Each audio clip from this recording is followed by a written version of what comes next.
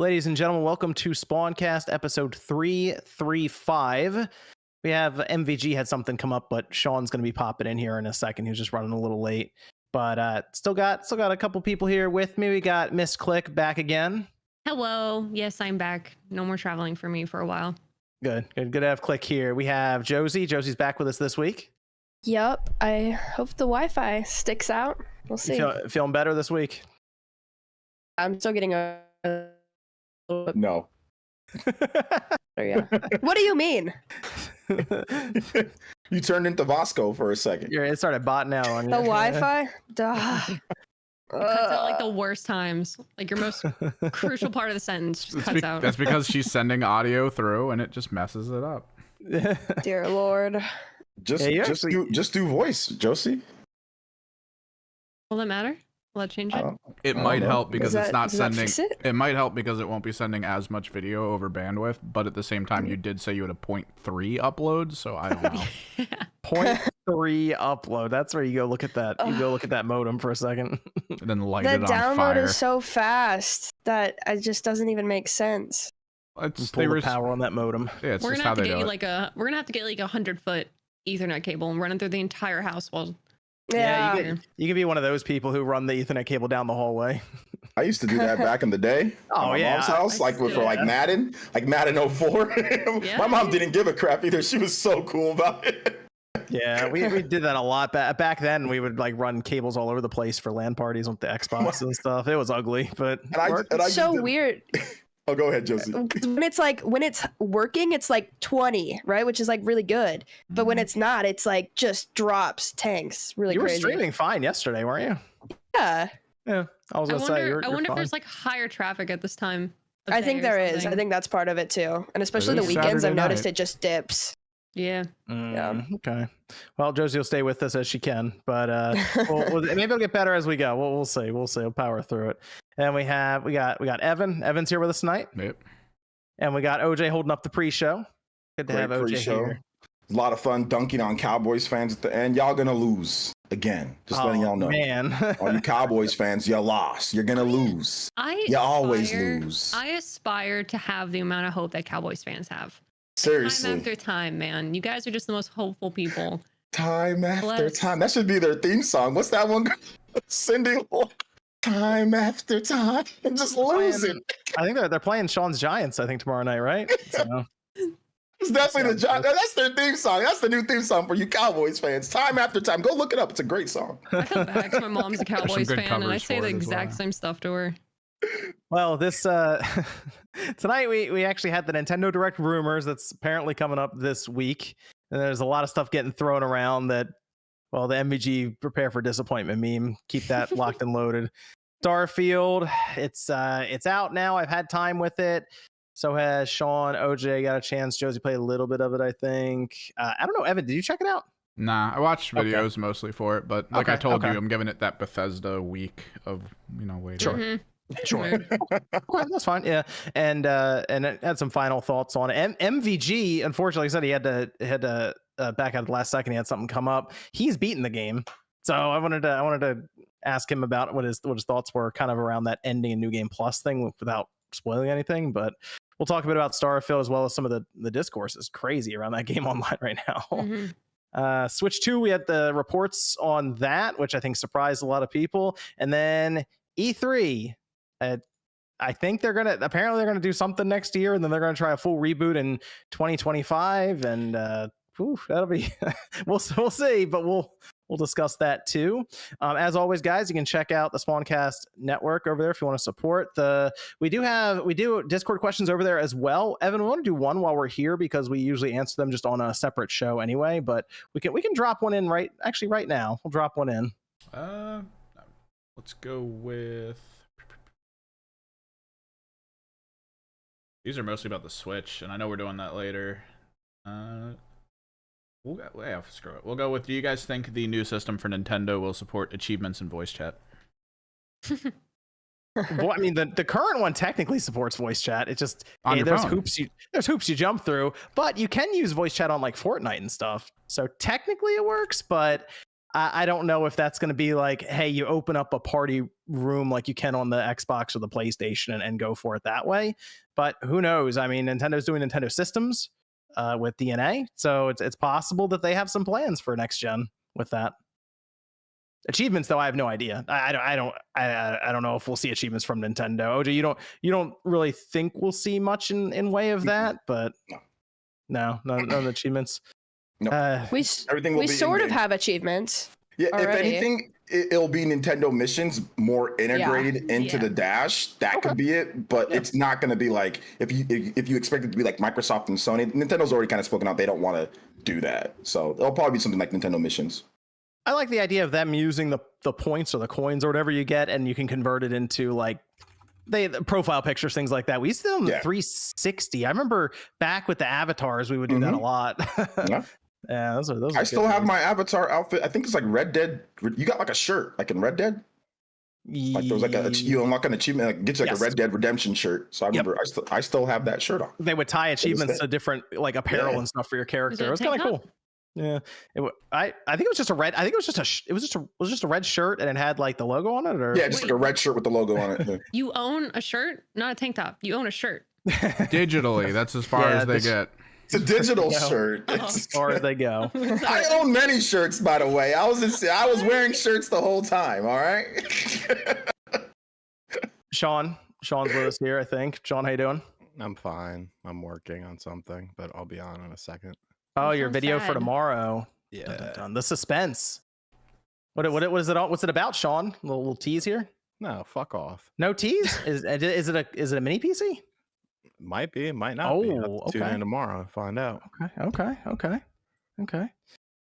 Well, you got here just in time as we were about to start up with some Starfield talk and all of this. But what I will do is I was seeing what everyone was playing, and basically for the most part, everyone wrote down had down Starfield. But Josie had some interesting ones too, because you had Mario 3. Yeah. Is this the first time you've played Mario 3? No. I've played Mario 3 quite a few times. But it's the first time I didn't use the warps. So I'm trying to like go through it normally. Oh, okay. It's brutal, and I'm not using like save states or anything, and so I keep dying and being sent back to the very beginning. I played it for like 5 hours, and I'm only on World 3, which is fine, but it's been really fun. It's probably my favorite NES game. I feel like I've only ever used warps in that. I don't know what the rest of the game looks like. Really? There's some good ones in It's there. shocking me, sort of. I'm like, holy moly.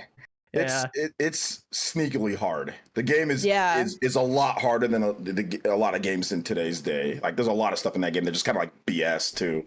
Like you just like random like enemies just out of nowhere just pop up and kill you. But it's I beat that game a million times, so it's awesome that you're playing it again. Like not using warps, you know. That's cool. I feel like that's the popular thing is just use warps like all the time. I see that constantly. You get the first two flutes, and then you can get to the end of the game right away. Yeah, and you also. Josie's gone. Oh no! Oh no! Oh wait, she's back. I was gonna say you also played River City Girls. I did. That's been really fun. I got a fun little review code or something like that. So that was really cool because I've never gotten one of those. So that was kind of an awesome moment. And it's a really good game. I like just beat it, and it might be one of my favorite beat 'em ups. I don't really know, but it's very good. It's very good. Yeah. Okay. Yeah, you said you just finished it actually. Yeah, I just beat it last night. Yeah. Wow. Okay. Very good. Good stuff. Otherwise, I see a lot of Starfield on here. Do you want to play anything else? I just want to say, Josie, real quick, you should, if you want to do like another retro game like River City Ransom. Yeah, I heard about that. Out. Yeah, the old school one. If you ever it looks kind of wild. It's so goofy, but it is crazy. It was ahead of its time for like back when it came out too. It was pretty cool. There's some dope stuff in it. I also I did play Forza Motorsport, and previews are coming up. So just to throw that out there, we could post like the title screen on Twitter. So I did that. But I think Sean, you'll be interested to hear about that. So you are the Forza. I'd say you're the Forza connoisseur, the racing connoisseur on the podcast. So I have one thing that I do want to I will mention there that I think you want to pay attention to, because I might have to get a wheel, just double check this. So there's some cool stuff in there. I think we had a kick out of. So we will have, when previews go up, you should see one from Direct Xbox. Nate and I are on the case. Let's see. I do have Starfield down for everyone, so we can just start with Starfield. Let's see. Starfield is out now, and it was in early access. Then it came out over this past week. So technically, for some people, they've been playing it for almost 2 weeks now. And I've spent a good bit of time with it currently. Josie, you said you played a little bit of it? A little bit? Yeah, just like a teeny bit, like so hours. Okay, okay. OJ, you started it, then you restarted it. Yes. Okay. We started with a different class, and then I played last night. I probably played about 3-4 hours straight of it, just kind of going through and playing. So started out a stealth archer, I guess, or a stealth, talker. You're trying to talk way through stuff. Yeah, okay. Stealth talker. It's like if I can't talk my way out of something, if I can't kill you right away, and they're like, "Wait, what are you doing?" I'm like, "Wait a minute, hold up." Everyone stop for a minute. Let me hold up here. I just want to talk. Let me tell you something. Yeah. Sean, you've been playing a bunch of it too. Yeah, I have. Sean has been. Yeah. I don't know if you got a chance to see Starfield or anything with that. No, because I've been gone. I've pretty much just been relying on all of y'all's reviews, and I've been hearing, like you had mentioned, it's like dichotomy of opinions between I like Very it mixed. and some are like I don't like the fast travel, and there's just a bunch. So I'm trying, like Evan said, I'm waiting out the Bethesda week, and then I'll see if I'm gonna play it. I kind of see it as like a super fun flawed gem. Like it's the nucleus is good, but then it's so rough around the edges at times. The thing is, mitochondria? Literally the thing you're saying right now is every Bethesda game that has ever come out for everyone. I did relatively enjoy Fallout 4, but that's like the last one of theirs I've played. How did you enjoy Fallout 4? That makes no, I'm joking. Because it was a flawed gem. I think if you liked Fallout 4, you're gonna like this too. Yeah, if you like Fallout 4, you'll probably like this. When I hear about their pitch of space, right? For me, it was just like, oh, it's gonna be like Starlink Battle for Atlas, but better, you know? And like, I know people like crap on Starlink all the time for the toys to life kind of concept, but you gotta admit that game was really cool. Like going from space, falling through the atmosphere, you know, from into orbit and then landing on the planet. And to me, it was just like, bro, it's gonna be that, but bigger.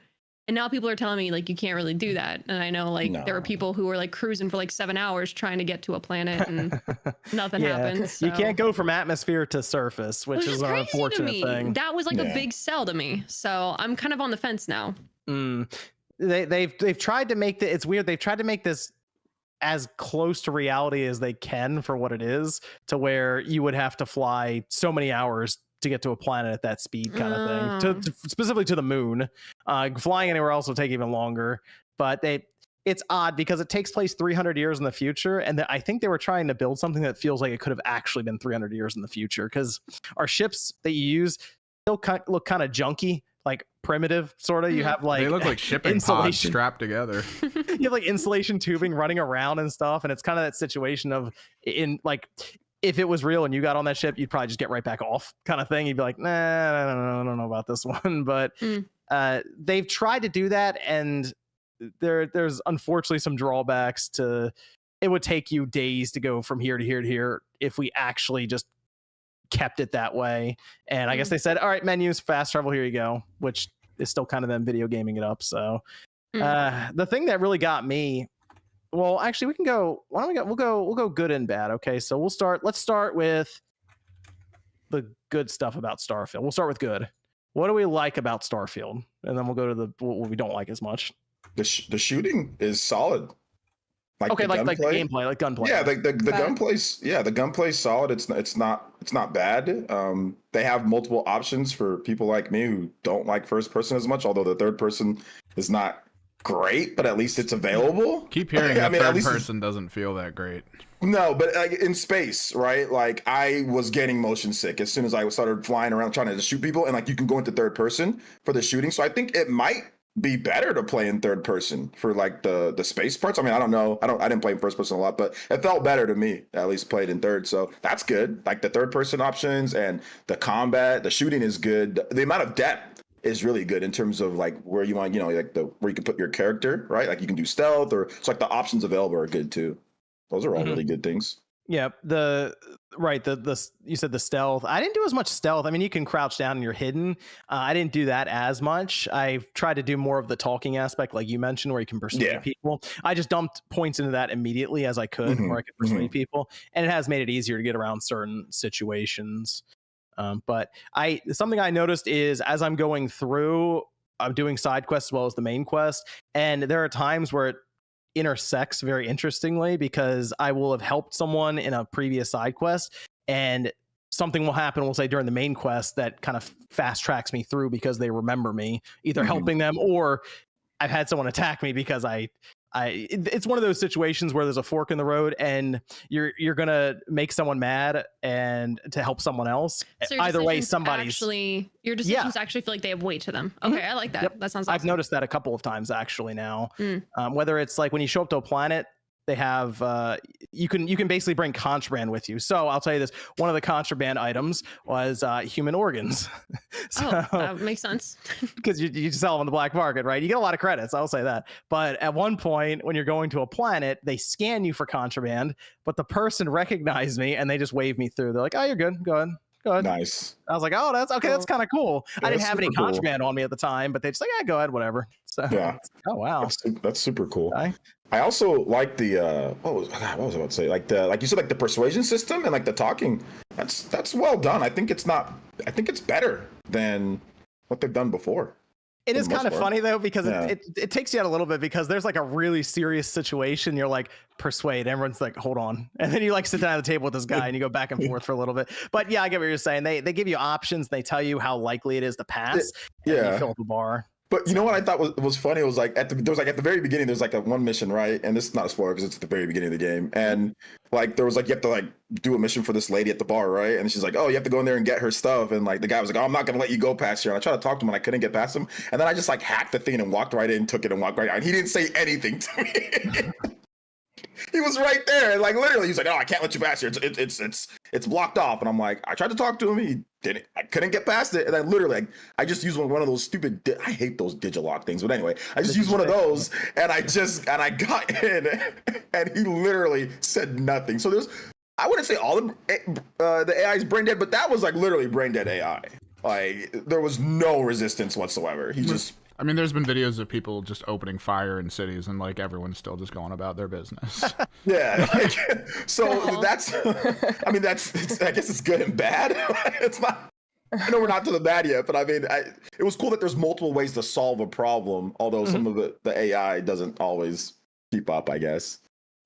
Something else that I do like is the attention detail, them keeping it very, very close to being scientifically accurate. When you start up the game, Sean, I probably had to get another TV because it had NASA on it. I assume you took a swing, Sean.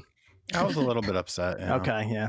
And but the biggest thing here is if you're on a planet, say, or a moon or whatever, and you look and you see another planet kind of orbiting or near it, it will actually continue to orbit as you're standing there. And if you time lapse it, you'll see this happen in real time. And it's very interesting. And also each planet has its own time.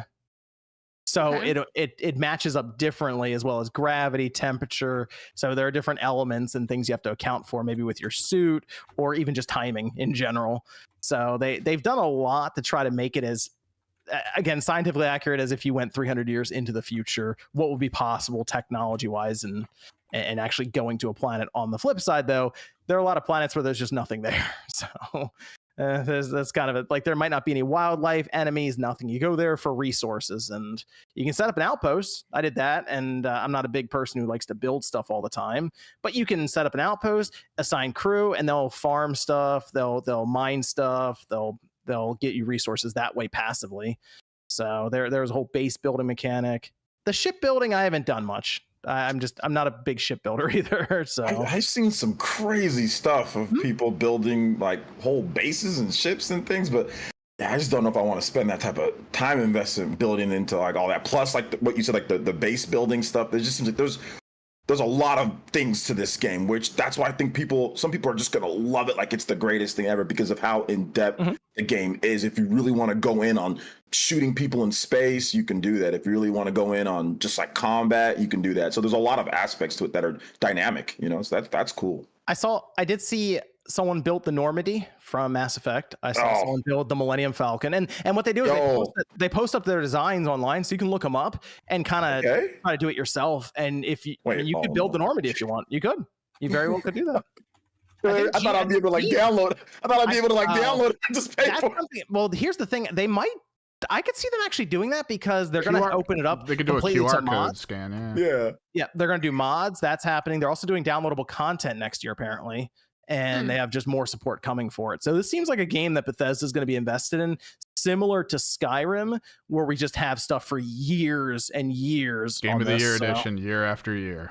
Basically. I mean, Skyrim worked well for them, and this is their first new IP in 20-something years. So seems like they're going to go all in on it. But I feel like if you are really into space, like you're a big space nerd or whatever, you like to even chart like different constellations, all that stuff, you're going to get a kick out of this game just for that aspect. I think that's a big pull for people.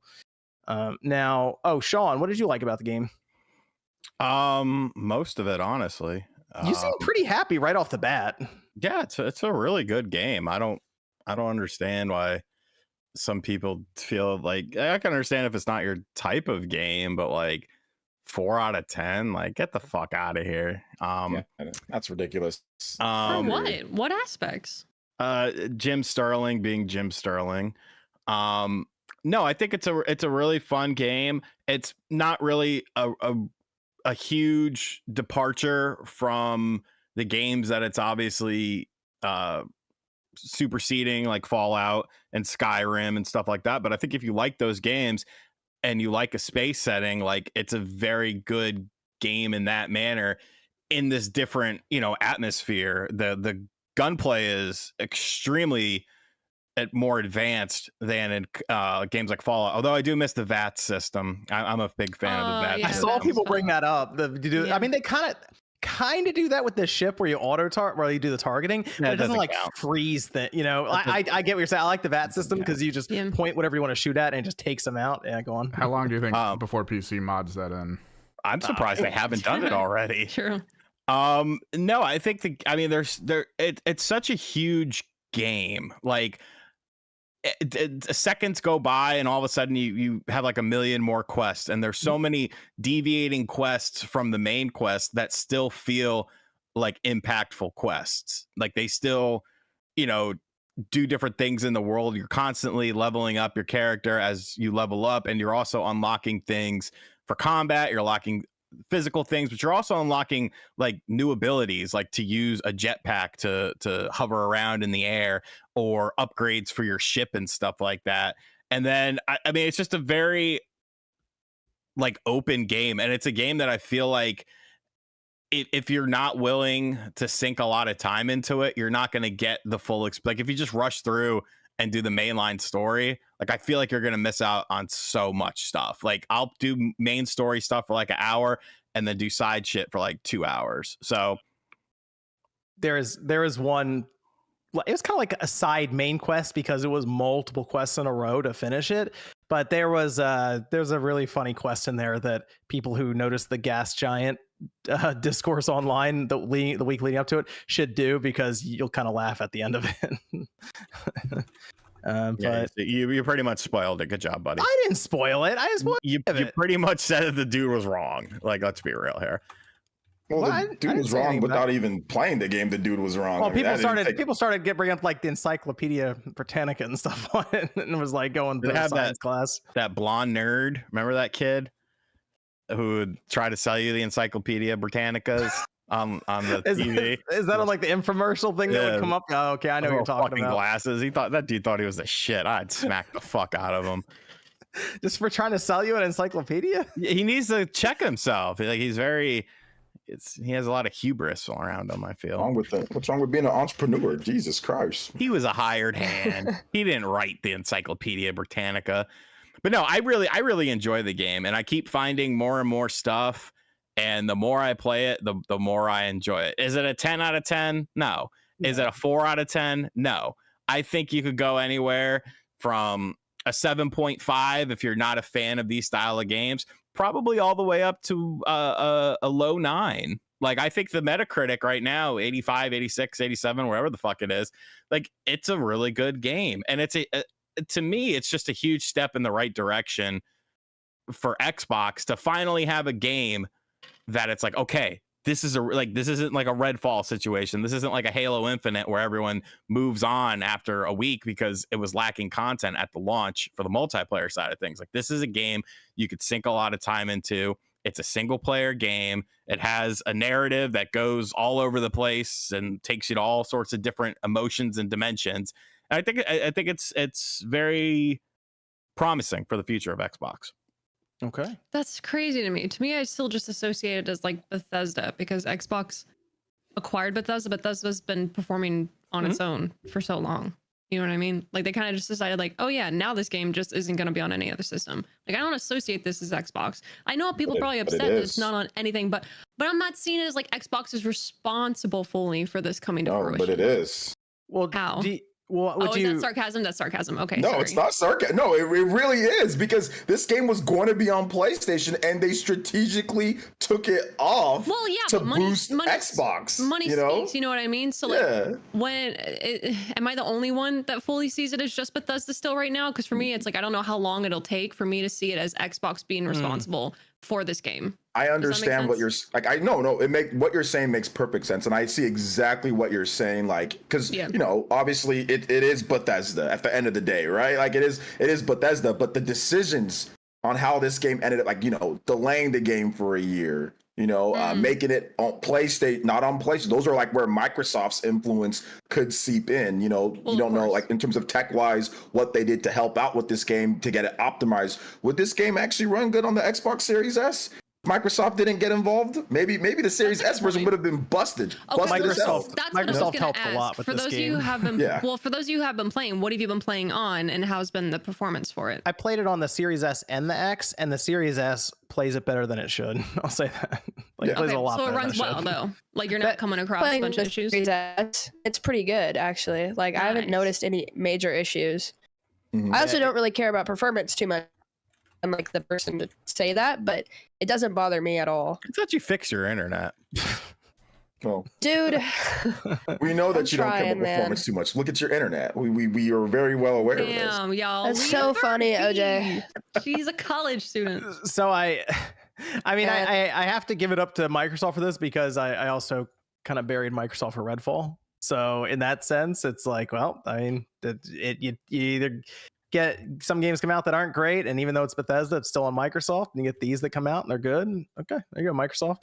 So that's just it's got to go to the top. So has anyone played on? It's on PC, right?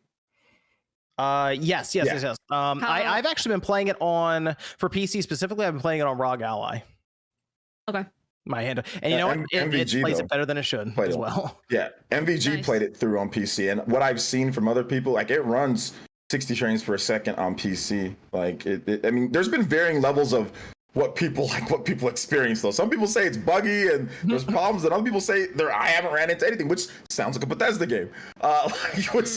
You know, Fallout New Vegas was like that. I remember people, like, I ran into glitches every single like 3 seconds in that game, and it would crash, and other people say no, it was fine for me. You know, so I mean, I think this is a game where if you have minimum specs, you can still get in there and have it work. But if you want to really push the game and go crazy with like hundreds of odd frames, it's gonna be very difficult. So I think it has a pretty low floor, but the ceiling's also kind of low in terms of what you're able to do.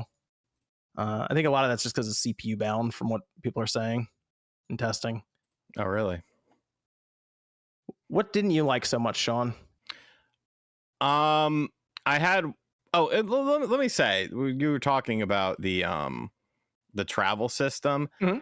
If they didn't have fast travel, people would be bitching, because everything is too big. It would take you like real time, like 30 minutes to go. So, and like for the first 1 or 2 times, like, yeah, okay, it's kind of cool. It's neat. After that, people would be losing their minds, because it's just a giant waste of your time when you could be, you know, doing other things. I would say the only thing I don't really like about the game is there are some performance issues, and I had one glitch where what's the Freedom Avengers? What the fuck are they called? That one, you know, when you go into the town and you do the bank robbery thing. Is like the Free Star. Whatever. I was doing a bounty mission for them, and I had to board another ship and like take out everyone and get to the main guy. And the main guy was like in this room and he would not come out, but he would clip through the door a little bit and I could shoot him when he'd do that. And so I tried to unlock the door, but the door was at expert level. So I killed everyone and I'm just kind of walking around like looking for like a latch or something to open this door. But I never found one. So I just took my time and slowly killed him as he would creep through the door. So are you blaming the game for your constant bloodlust? No, I'm just saying like that was a thing. But another thing I don't feel like people are touching on is just how big some of these areas are that are inhabited. Like when you go into these towns and like New Atlantis or whatever, like upon first inspection, you're like, oh, you know, it's a pretty sizable thing. But then you get into like the catacombs or where the people live, and then like all these different agencies that all have like these massive structures with like all sorts of NPCs in there doing their own thing. Like it's a very deceivingly big game because people just think of the solar system stuff and they're like, oh yeah, that's big. But when you're on an actual planet and you go to like an actual town or something, it's not all that busy. But like, no, it truly is. But to get back to the main question, yeah, just that one glitch annoyed me. And you know, sometimes it chugs a little bit when you're in city areas and they're very densely populated. But other than that, and the menu system is definitely a learning curve with that, we'll say. Like inventory and stuff. Yeah, there's definitely a learning curve with that where you're constantly having to go into that menu system. But you know, you adapt to it. It's not game breaking or anything like that. You're spot on, but you missed one big one, and that's the maps. There's no map. There's no map in the. I noticed that. in the towns. Weird. There's these big old places, and there's no map to where. Hey, this is where this is. That is whatsoever. Like there's no map in the towns. No, they have like the map. When you get out there, the map looks really weird. It's there's no real map. It's like like, you know, in most RPGs, like they'll be like, hey, this is where like usually you can quickly pull up something that's like a transparent overlay that shows you this is where this is, or whatever the case is. That's how most RPGs are. This game does not do that, and it's a little bit of a problem. I mean, you remember where things are, but sometimes you forget when you go to a bunch of different places. Like I know, bro. I know the maps in the towns. That's terrible. Sean was right about the chugging and stuff. It's like, yeah, there's some places, but the inventory is an issue. That inventory system, like over encumbered and all that, they still haven't figured out how to do this. Like Mass Effect 1 fixed that issue with their inventory from the first game to the second game. Bethesda refuses to fix this situation that they've got with their inventory and menus and encumberment and all this. Like, and I don't know why they won't fix it, but they won't. So I think those are the two main. The map situation is wild that they didn't do better mini maps. I don't get that one at all. There's a couple things that I noticed as I went through this. One, the NPCs just look off, like they're kind of weird at times. Whether you're going through if they're like extras, like you're going through a town and you just see the bug eyes. They do look pretty weird. Like it's off because at times you go to a planet and the game, visually speaking, might be the best thing I've ever seen in games. Like when you have it paired up again with the atmosphere and a planet off in the distance and like maybe some foliage and stuff, it all comes together really well. But then when you're in town, some of the characters just look super out of place. I could understand it for like Fallout because it's like dystopian, you know, like it's all like everybody's kind of deranged and like trading bottle caps for currency. But like when you okay, OJ? You good? I'm good. Okay. I thought you were sorry. It sounded like you're puking for a second. I tried to move as far away of my camera before it happened. They look. We were talking about Fallout 4, and I instantly decided to puke. The NPCs look weird. Some of the main ones look all right, like that, like your companions and stuff. But there are definitely ones that I would say phoned it in or procedurally generated completely, and it just didn't go. The Legos didn't go together the best when they were putting them together. You know, so it was a little odd. And then the one that I noticed, and this might be fixable through downloadable content. No land vehicles. So you walk everywhere when you're out on the planet, And no, don't tell me that. And there are times where you're like, man, that thing is like 1,000 meters away. That's going to take a while. And I think getting like a little ATV would have been cool, or just something small that gets you around faster. No, like lunar rover. Yeah, you know what? It actually made me think about Mass Effect Andromeda. Like this was better. And oh my gosh, and I do not mention that game in any positive light. Yeah, and Mass Effect Andromeda, I don't at all. I really hate that game. And I love Mass Effect. And I really hate Andromeda, and I beat it multiple times, but I really hate Andromeda. And like that game has like a, like the little Land Rover thing that you can do like when you're going, because like the really far away places, and this game does not have that, which is unfortunate, which I thought they would have put it in there. I thought maybe they would have, but it's okay. Like the game, it's still fun to like scan stuff on, like if you're walking somewhere, it's still fun to like, or use the jetpack. You can still like scan stuff on the way there, I guess, or like mine resources. I feel like they could at like DLC. Maybe they give you something. It's like, oh, you can have this. We'll add it in over time. It sounded like the way Todd Howard was describing it. It was a design decision, and I think it's because if you went too fast on an area, you would either hit the boundary or things wouldn't load in right as you're going. Right, because there's like a leashed area, right? You can't just go through the whole. I think that's what he was alluding to, but yeah. I'm not sure, because it does feel like it takes a while sometimes to get around, and you also have like stamina or oxygen that kind of plays against you too. When you're it'll refill, but when you're running and you run too much, you basically have to stop and let it recharge, kind of thing. So that's something that I would like. And there's one other thing that I can't mention, unfortunately, because it's spoiler territory, but I think there is a major missed opportunity with a part of the main story and certain things you get. Well, they showed in the trailer, but I won't go into it too much, I guess. You know what I did notice, Sean? What? Are you going to go to the Apollo landing site? Oh, yeah, I heard the bullshit flag is there. Oh no. Yes, you can actually find the Apollo landing site with the flag on the moon in this game. It's there. The lie continues. Oh my gosh, we're bringing the after show to the show. I'll go there, Sean. I'll take a picture in photo mode and I'll tweet it to you. No, thank you. I am having a lot of fun with Starfield. There is a pull for me to go back to it when I'm not playing it. So to me, that's a sign of a good game, or at least a very compelling game. Josie, how much time did you spend with it? Like around 5 hours.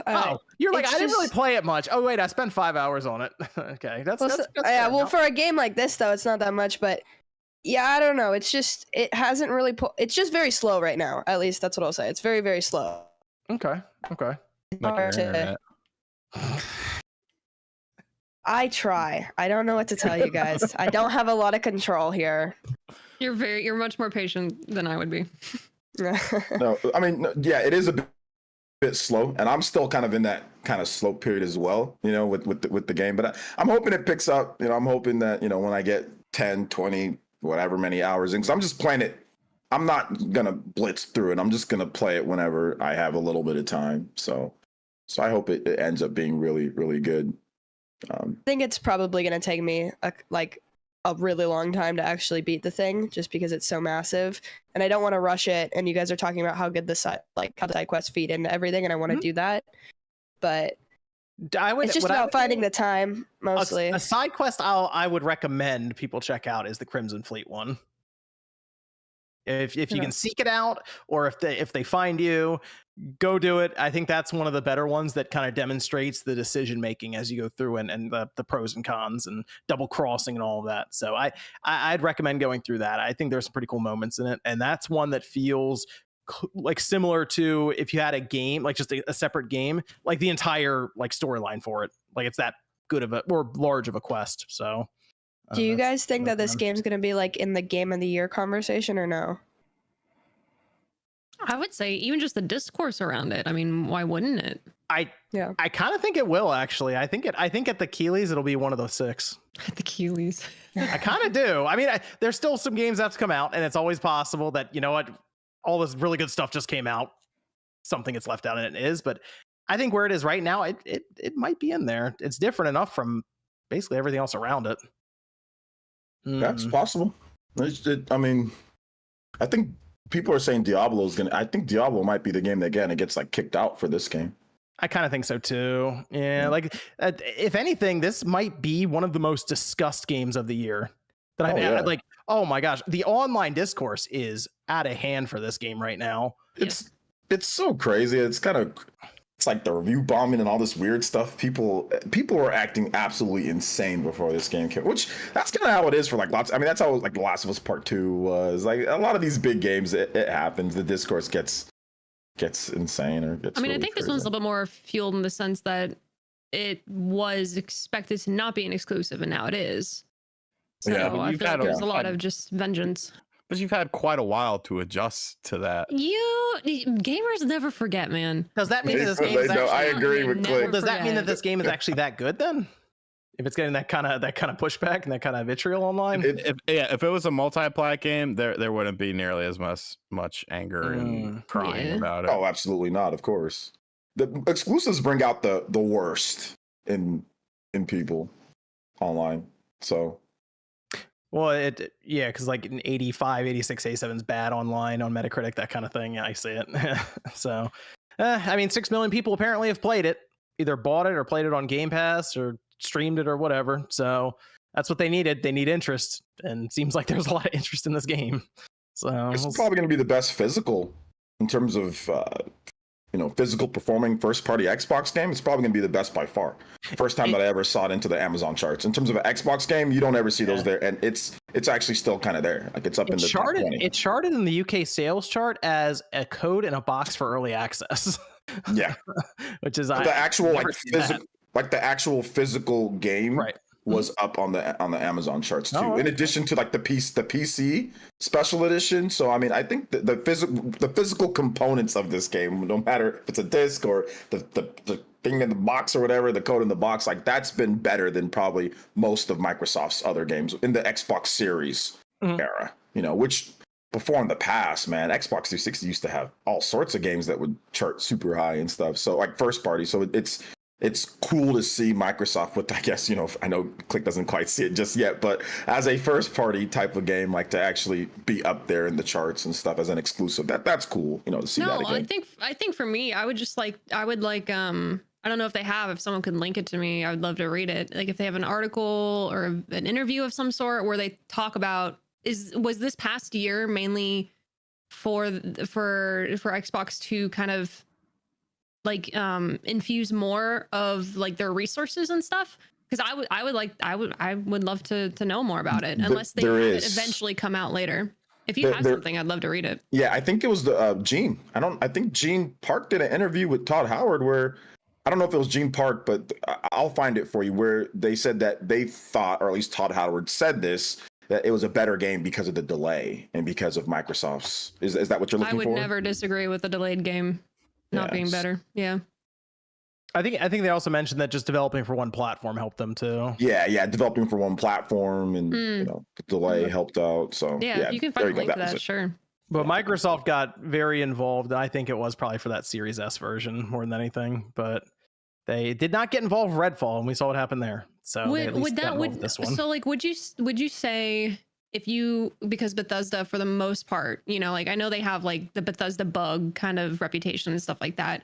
Would you say for the most part, them being sufficient and competent in and of themselves, and then Xbox to kind of come in and be like, hey, where do you need us to fill the pieces in, or where do you need funding to further projects and stuff? Like, do you feel like that's a good balance of maybe this product model could move on to other development teams? Like if you get 343 running consistently or productively again on in and of themselves as a team, could that be like a feature like successful? They did the model. They did it with Psychonauts 2 as well. They gave them the resources to delay it, and I believe they actually discussed that. I think Tim Schafer did. They discussed that them being able to delay it allowed them to put more time and polishing into it, and ended up getting nominated for Game of the Year because of that. Whereas before, Psychonauts 2 was just completely funded through crowdsourcing. So Microsoft comes in, drops opens the wallet and is like, "Now you can delay this, and we'll make it better." So if they can get the communication down and get it figured out to where they have what they want to do, which is one big release per quarter, then the sky's the limit with how many studios they have. So. Sure. That's that. Forza's up next. We'll see how that goes. Generally, people just kind of pencil in a high score on Metacritic for Forza because Turn 10 basically has Solid. that on lockdown. So it'll really just be when they go into next year with Activision, how all that gets handled with Call of Duty afterwards. So, especially since they're going to add apparently the Switch to that platform list. So we'll see. We'll see. Let's go over to the Switch 2 reports. I wanted to have MVG on for this because he made an interesting comment about the tech demo that was shown here. But I think a lot of people were surprised because it maybe was a bit stronger than a lot of people were expecting necessarily based on what was said. But Eurogamer and VGC reported that there were behind closed doors meetings at Gamescom where they demoed the next system, whether it's a dev kit with targeted specs or the system itself, kind of vague on that still. But the tech demos included Zelda Breath of the Wild, which was also showcasing things like ray tracing DLSS, just as an example of what it can do. And The Matrix Awakens, that Unreal Engine 5 demo that was up and then got delisted, obviously for, I assume, for rights and licensing and all of that, but it was mostly by Epic to show off Unreal Engine 5. And it is a very impressive tech demo if you had a chance to see it in person on your Xbox Series or your PlayStation 5. They said it looked comparable. Correct. Comparable. That's the word to the PS5 and the Xbox. Important word PS5. because people are taking that and running in too many different directions with that. Looks comparable to those systems. So now it's been shown at Gamescom.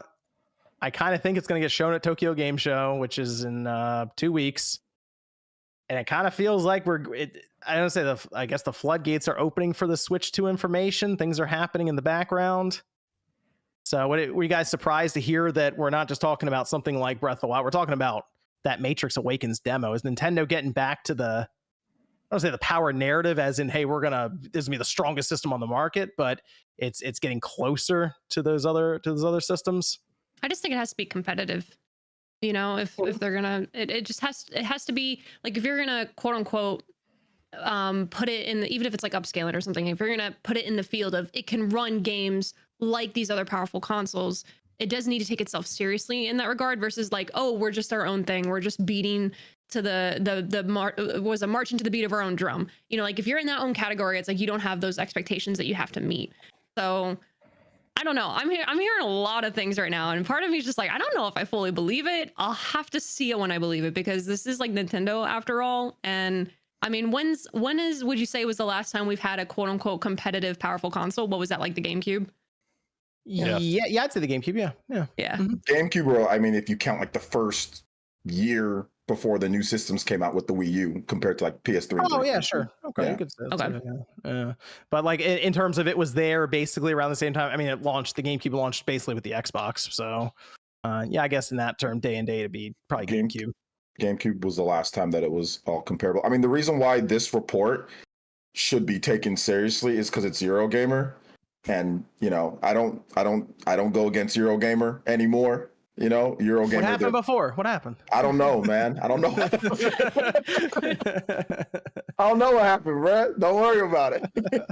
So Eurogamer is really spot on with their reporting. I mean, they wouldn't report something if they didn't have many sources that say it. They got spot on what the Switch was. They said exactly what it was, what the power was going to be, like a lot of stuff. They got that right beforehand. But I don't think this system's going to be this super powerful thing. I think it's going to use the DLSS, which if you researching that as much as I can, it can make stuff that's not as powerful run comparable to it. So I think it's really going to do that in order to kind of close the gap a little bit, which that technology is NVIDIA technology, you know? So I think that's really what it's going to do. I mean, it's still a hybrid at the end of the day. So a hybrid, you can't have a PS5 in your hand. Otherwise, you're going to have 5 seconds of battery life. Like, you know, like that's these these other systems that are coming out. They're so pitiful in terms of battery life. They're not even worth even taking out. You know what's interesting about that, OJ, is they have to use AMD, whereas NVIDIA has been, they don't put out as many Tegras or anything like we consumer level like we see with AMD doing all these chips and stuff.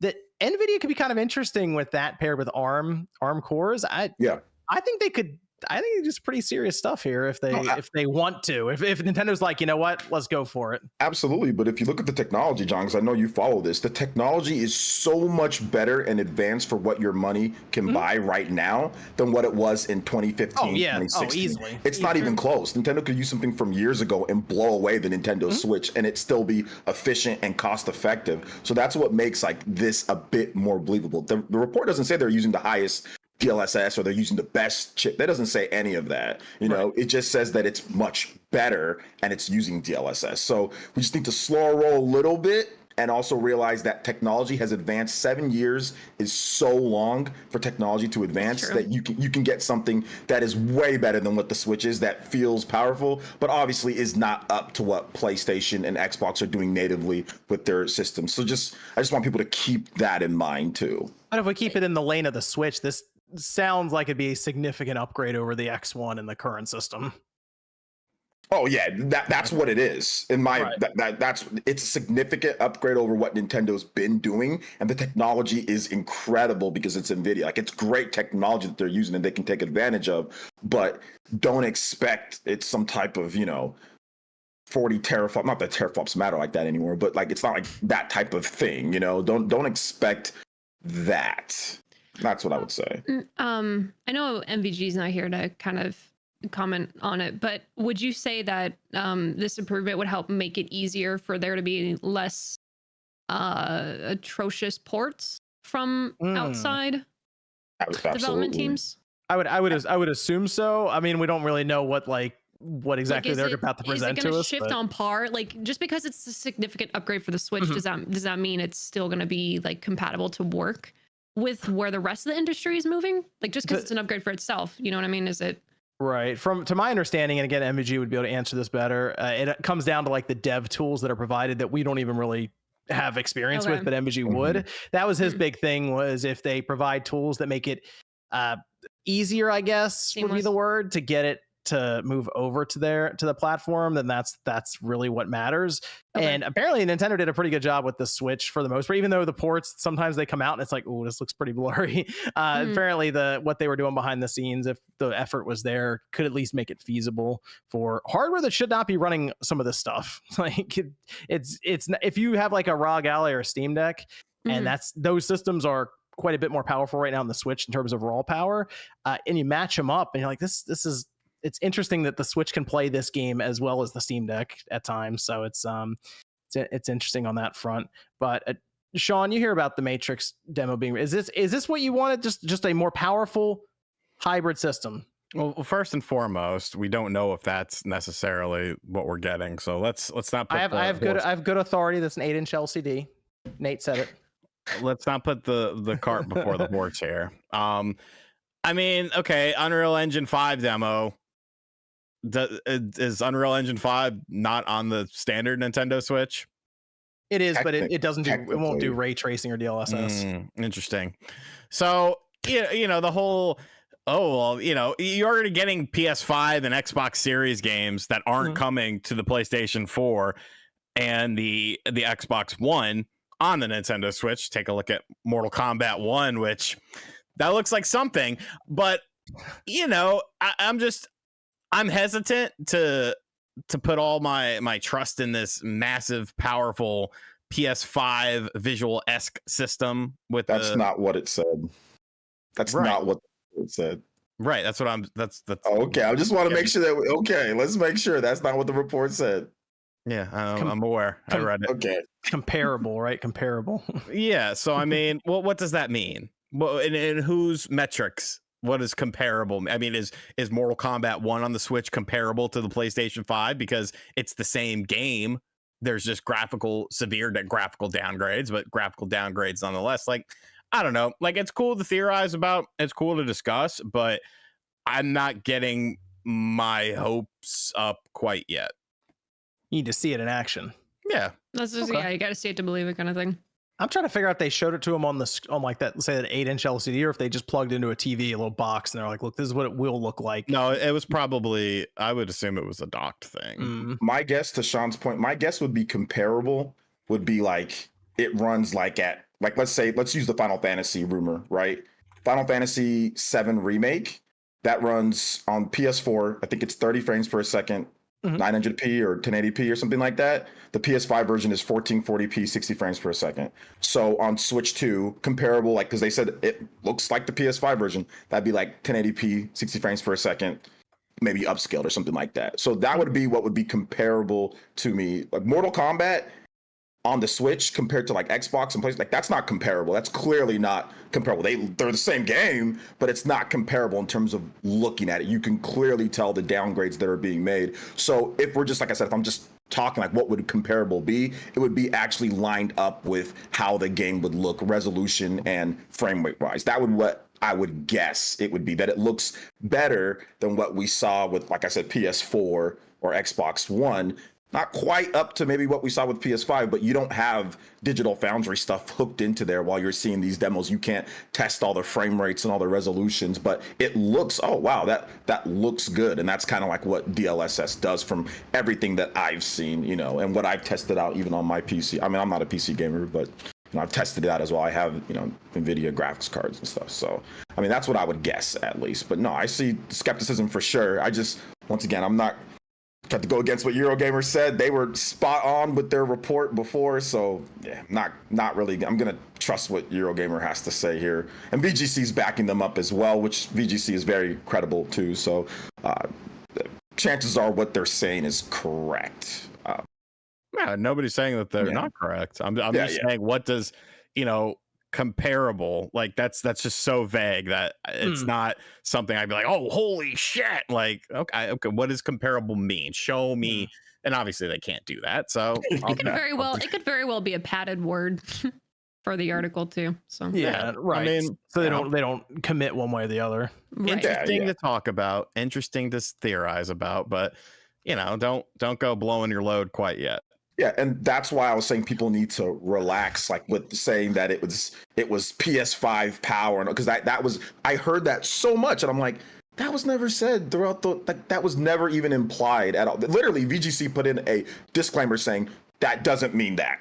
They put that in their article saying that doesn't mean it's like so, and people disregarded that and ran with whatever they wanted to because they heard comparable. Comparable, like you said, John, it could be vague, but that's my definition of what I would think comparable would be. It's very clear to see when a game on Switch is not comparable. Sometimes it is. Like Nier Automata is comparable visually to the PS4 version. You know, in isolation. And that's comparable. But then some other games, Mortal Kombat 1 is not really comparable to the other versions. Like Mortal Kombat 11 is not really. I mean, it's kind of a not really. You know, so. Well, let me ask you this, okay? You hear about ray tracing, you hear about DLSS. Seems to be a significant leap over the current Switch. We'll say if it has access to that stuff.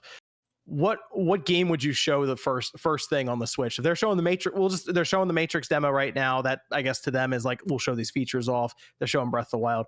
If you were to show up for the first time for the next system with these features in hand, what game would you go? Here it is. Either it's a new game in the franchise or a port. You can port something from this current gen. I don't think a port would be, if it's like first party, it's got to be a new Mario Kart.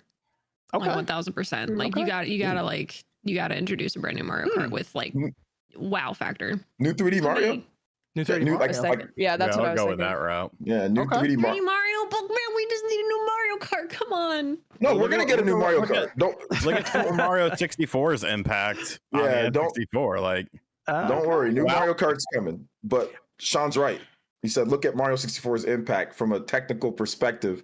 That was wild. Saying Metroid Prime 4. I was going to say Metroid. What game even is that? I was going to say Metroid Prime 4 in the sense that it's been so long and you let retro go crazy since they get a lot out of the technology. And you got Samus's suit, ray tracing, all this stuff. Metroid Prime 4 is man, you're making my mouth salivate. Stop. Metroid Prime 4 is a Switch game. Hey, it's a Switch game. Kill now it is. Like I have. Kill them. No, it could be cross-gen, but it's a Switch game. A game built specifically for the Switch 2 would be, in my opinion, a bit more impressive. Prime 4, obviously, art style-wise, it could be just as impressive. Metroid Prime getting my heart rate up.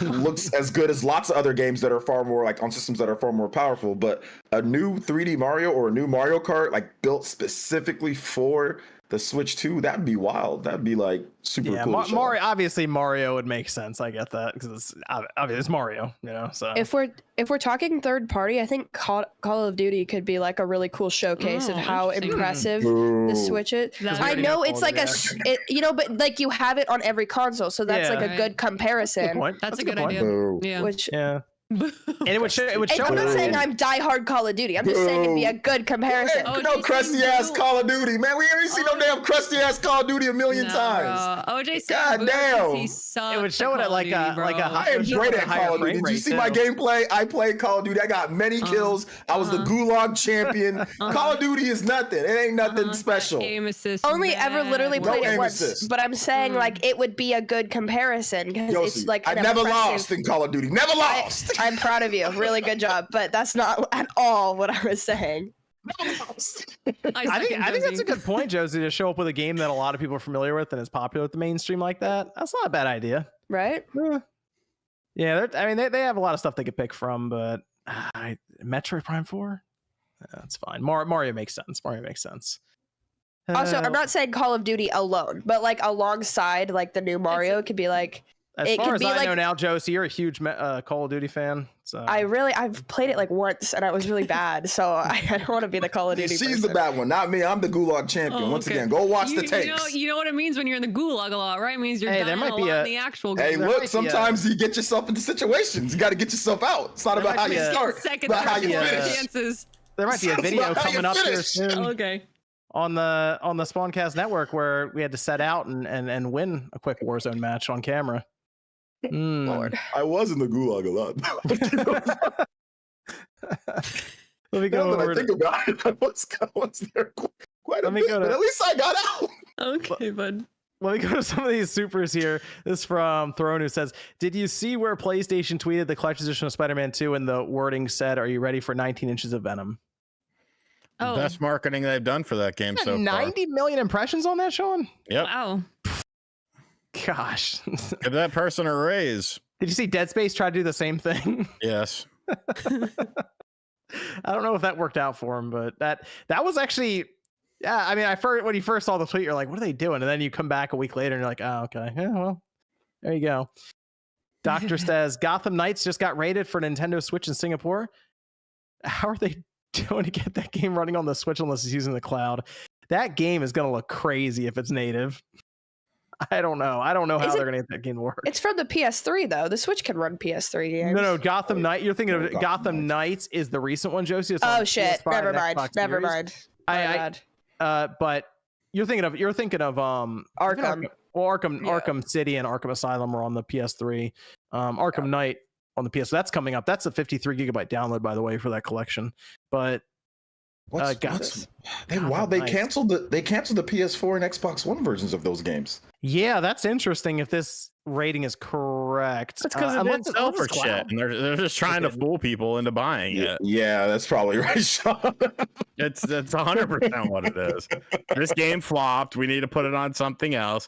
We already look like assholes for not putting it on the PlayStation 4 and the Xbox. So throw it on the Switch. See how it does. You think that's cloud, or you think that's like the full thing? It's just. I think it's. I don't give a fuck what it is because it's not a good game. It was rated. So if you do a rating like that, I think that needs to be a physical, like actual, like I don't think so. I think because I've never seen games like cloud rated games. Like I've never seen a game that was rated through cloud on Switch, and then it was like, oh, it was a cloud version. Like usually. They could just put it in retail. Yeah, they could just put it in a box with a code or something. Yeah. This is good. People are going to buy this out of curiosity's sake. There's no way. I'll be right back. I need food. Delta says, welcome back, Misclick. Hey, thank you. Rascal says, just saw a Twitter post that said hacked PS5s can now run PS4 games at 90 to 120 frames per second. Why don't devs just allow uncapped frame rate options? Well, that sounds like an MVG question, but to my knowledge, sometimes animations and stuff in the game are tied to frame rate. And if you uncap them, all kinds of craziness happens. I've seen it with like Elder Scrolls games before. Yes. So, yes. GameCube says, if all video games had smells that players could experience, what games would smell the best and what games would smell the worst? Dead Space would smell the worst. Smell really good. Pikmin would smell really good. Yeah, just like the nature, you know? I would, yeah, like dirt, Yeah. fresh Well, dirt. or like evergreen, Dewy morning, you know? evergreen. Okay. I mean, the Last of Us would probably smell terrible. Yeah, a Yeah, bunch like of rotting rotting zombie No, flesh. it would Yeah. be Dead Space. Dead Space. would Dead smell Space. terrible.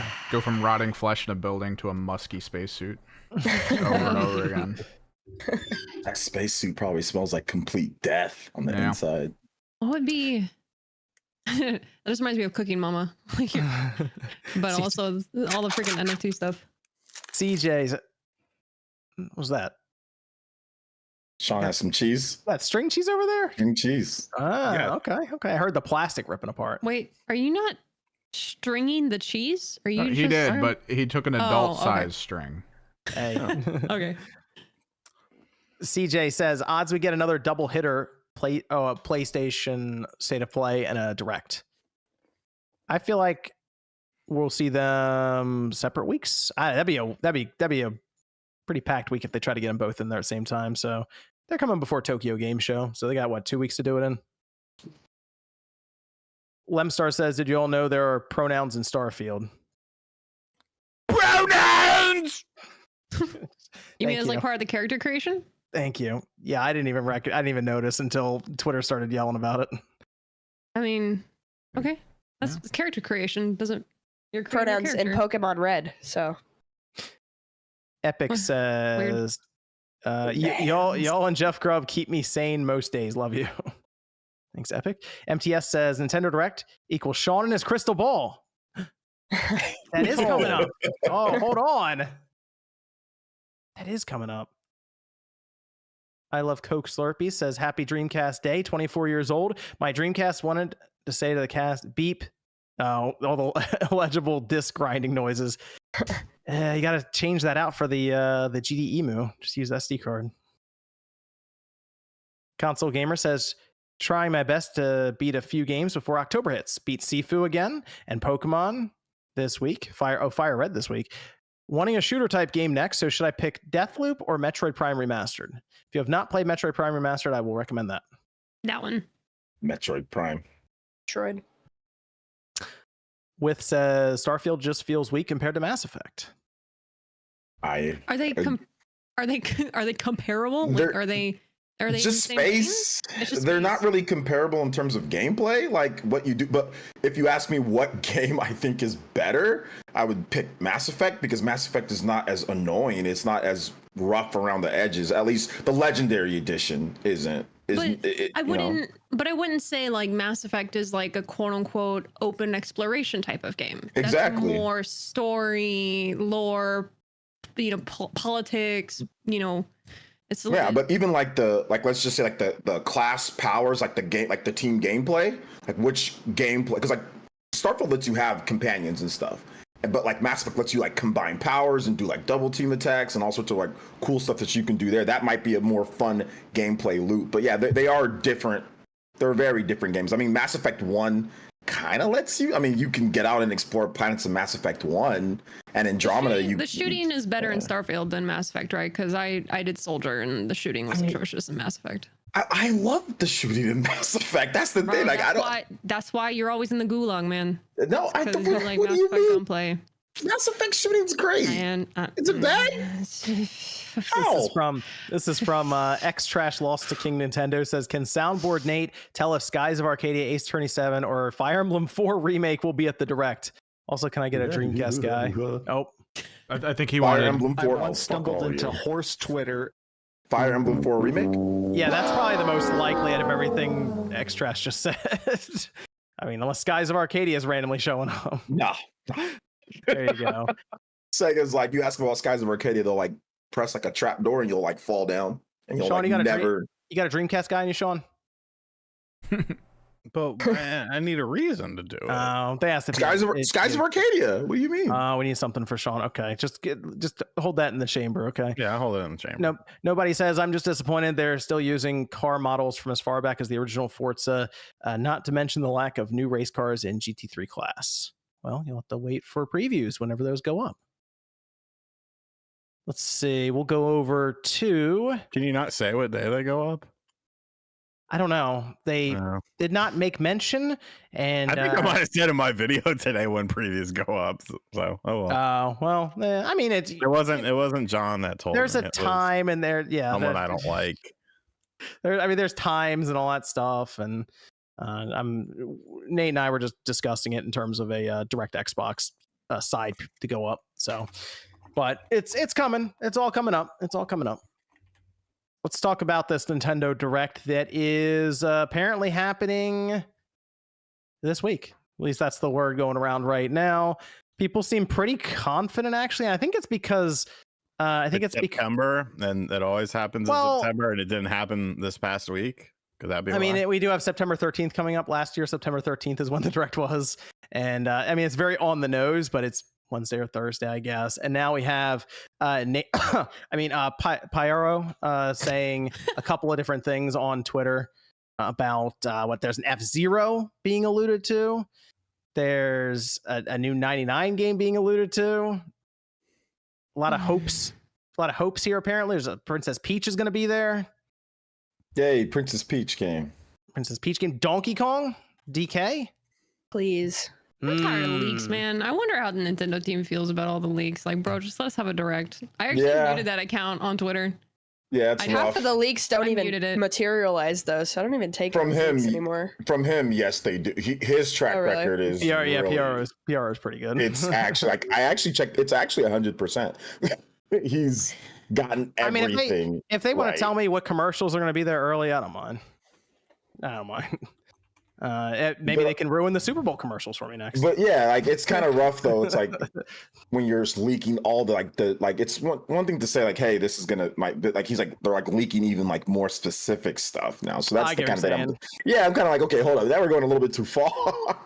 I don't want to know the point of the Direct. Like what? Like at that point, it's just like let it air, and then you hear about it afterwards and be like, oh yeah, it actually came to fruition. Like I feel like the point of Nintendo Directs. Maybe it's just how I've been for the last however many years. It's just you watch it and you get surprised and you're excited and everybody else is excited. But now with quote unquote leaks, it's like I feel like there are more people complaining when everybody else is happy who doesn't really revolve around leaks. Does that make sense? Like, people are going to complain either way. It's the internet. Yeah. No, what Click is saying is completely correct. Thankfully, he doesn't leak everything. Thankfully, he doesn't He puts a few things out there, you know. And sometimes he's vague. They, them. They. Okay. they put a few pronouns. No, so they put a few things. You know, I'm like, so hopefully he doesn't leak everything. So, but yeah, I like to be surprised too. Like I mean, sometimes you cover some things, but hopefully there's a lot of cool things that are that are still a surprise. Like one or two big surprises in every Nintendo Direct, I feel like. They'll be surprised in this one. It's been like third party stuff is getting harder and harder to guess now as to who's going to put their game to the Switch now as opposed to try to move it to their next gen system. Because we see Bandai Namco showing up with all this late stuff.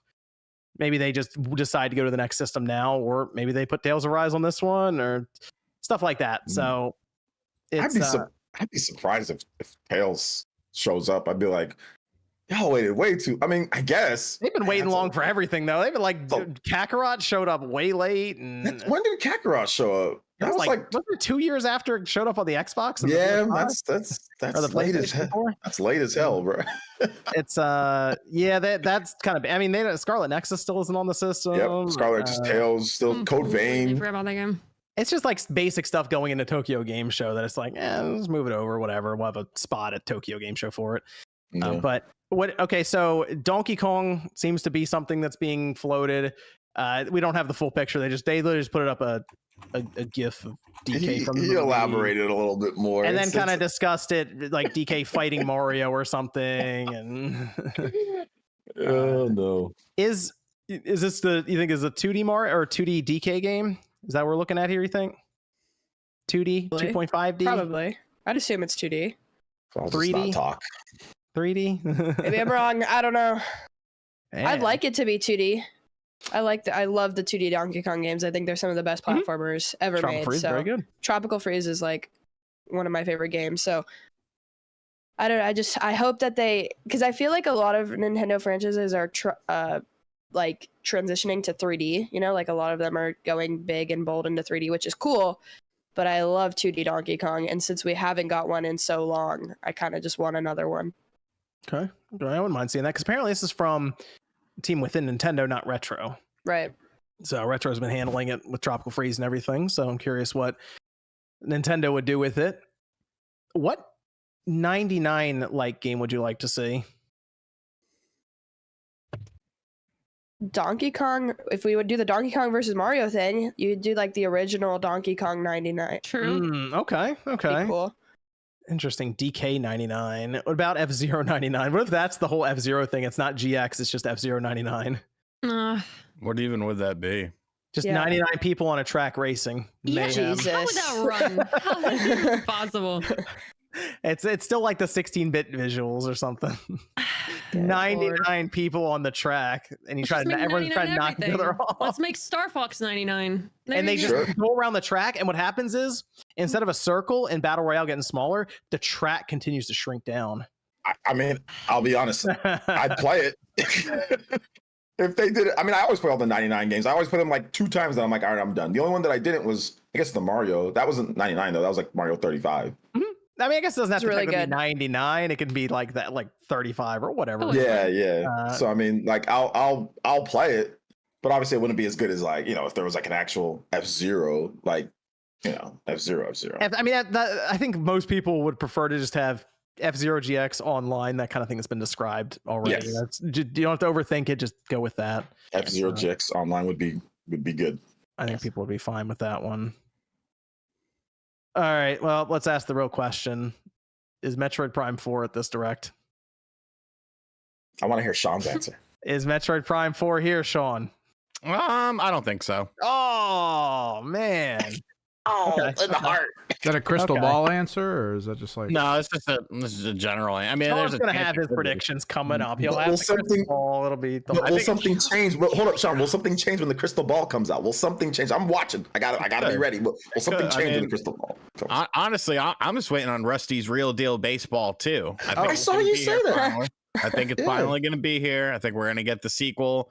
That's really the sequel to the game that we've been waiting for. Like, fuck Star Fox, fuck Metroid Prime 4, Rusty's Real Deal Baseball 2. I like Rusty's Real Deal Baseball. No, you don't. I do. No, I do. It's good. It's very good. Crusty? Is this it's Sean, a bit crusty? Is this you over on the Game FAQs board 9 years ago, Dragon Flame, who says, regardless if it stays in the same buying format or not, I'm not even done, and I already crave more Rusty Slugger in my life. Do you honestly think I would have a name that stupid? Yes.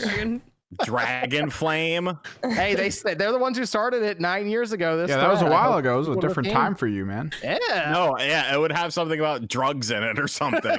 There's flame in there. It does. It is. It's Flame Dragon Flame. There you go. No, I mean it's a joke. Nobody likes Rusty's Real Deal Baseball. This person, they started an entire thread. They got replies. This thing went a whole 15 responses. Wow. Rusty's. Didn't they do a sequel to that game? I remember playing something else. I don't know. This Dragon Flame had their hopes set high because the last message was, I think we might see a Wii U game somewhere down the line for it. Yikes. Man, times have changed. I wonder who this person is. If this person is like, we need to know who this person is. We need to get him on the show. Do we? Do we really? Yeah. They obviously have your same love, Sean, for Rusty's Real Deal Baseball. That's true. I do think we could see some more like 3DS ports in this. Maybe like Samus Returns or something, because they've started sort of to do that more with like Luigi's Mansion, Dark Moon, Miitopia, maybe something else, you know. Samus Returns would be good again. I mean, they obviously have a bunch of the Metroid fans on there, games on there now, because Metroid, we assumed 2 and 3 are going to show up at some point with the reports we've had recently. So there are so many games just stuck on the 3DS and the DS, just in general, both of those systems. You know, what would be really cool, like if, I know maybe you guys aren't as big as fans, but like if Atlas did SMT4, if they just said, hey, we're doing a remake of SMT4 or something like that, I would really like that, because SMT4 is super, super, super good. The story's really good. The gameplay's really fun. So I would be down if they start, because I mean, they did Etrian Odyssey. So we got a collection of that. So I mean, I don't think it's out of the. There was a rumor going around a while ago, I think, that Xbox slipped them the bag for some Shin Megami Tensei stuff. So maybe they were like, "Oh, let's do it. Let's bring all this back and let's put it everywhere." Get them off the DS and the 3DS. I mean, there's Devil Survivor. There's all sorts of Radiant Historia. There's like all sorts of really cool DS and 3DS RPGs that are fantastic that are just stuck there. So if we maybe got one of those or something, that would be pretty cool, like from like a third party standpoint. I mean, SMT5 did incredible on the Switch for that. I mean, it's the highest selling SMT game, which, you know, SMT games don't sell that great. So to see that one do over 1 million plus, you know, that's good for SMT. So maybe that can be reinvested a bit into bringing over some of those SMT games. We're in this weird time period where this might be one of the last directs. I mean, we'll see what happens in like, say, February or something. One of the last directs before Nintendo really starts talking about their next system as we get into next year. You feel like ports, remasters would make sense. So maybe they do tap Kid Icarus Uprising. Although Sakurai did already beat Starfield, so he's kind of busy. Oh, well. I was gonna say now that the Tears of the Kingdom, you know, wave is kind of over for all the marketing and stuff, would you possibly consider, because I always thought, like, now that Skyward Sword's done, Tears of the Kingdom is done, could they do the ports for Wind Waker and Twilight Princess now that the tension can shift? And they've already kind of announced and quote unquote confirmed there's no DLC. Could you now see them move on, or would they wait? You might as well, right? Just Twilight Princess has been on everything at this point since the GameCube. You might as well just keep the trend going, keep it alive. I would get it again, the combo pack, Twilight Princess, Wind Waker, and replay it. I don't know if I kind of want to replay Twilight Princess. Actually, it's been a little while since I played that one. Where did the idea even originate for a combo pack? That was VGC, right? That was years ago. I don't know. I don't follow leaks. I feel like it was VGC a couple of years ago mentioned that it was basically sitting around, and I think Jeff mentioned it too. That it's basically ready.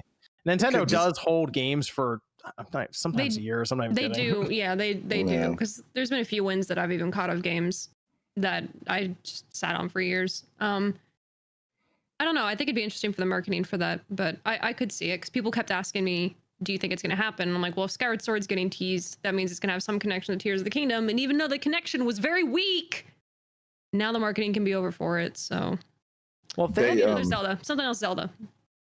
I remember Twilight Princess, they released that. They were holding on to that for the Wii U, and they just released it at the end of the Wii U's life.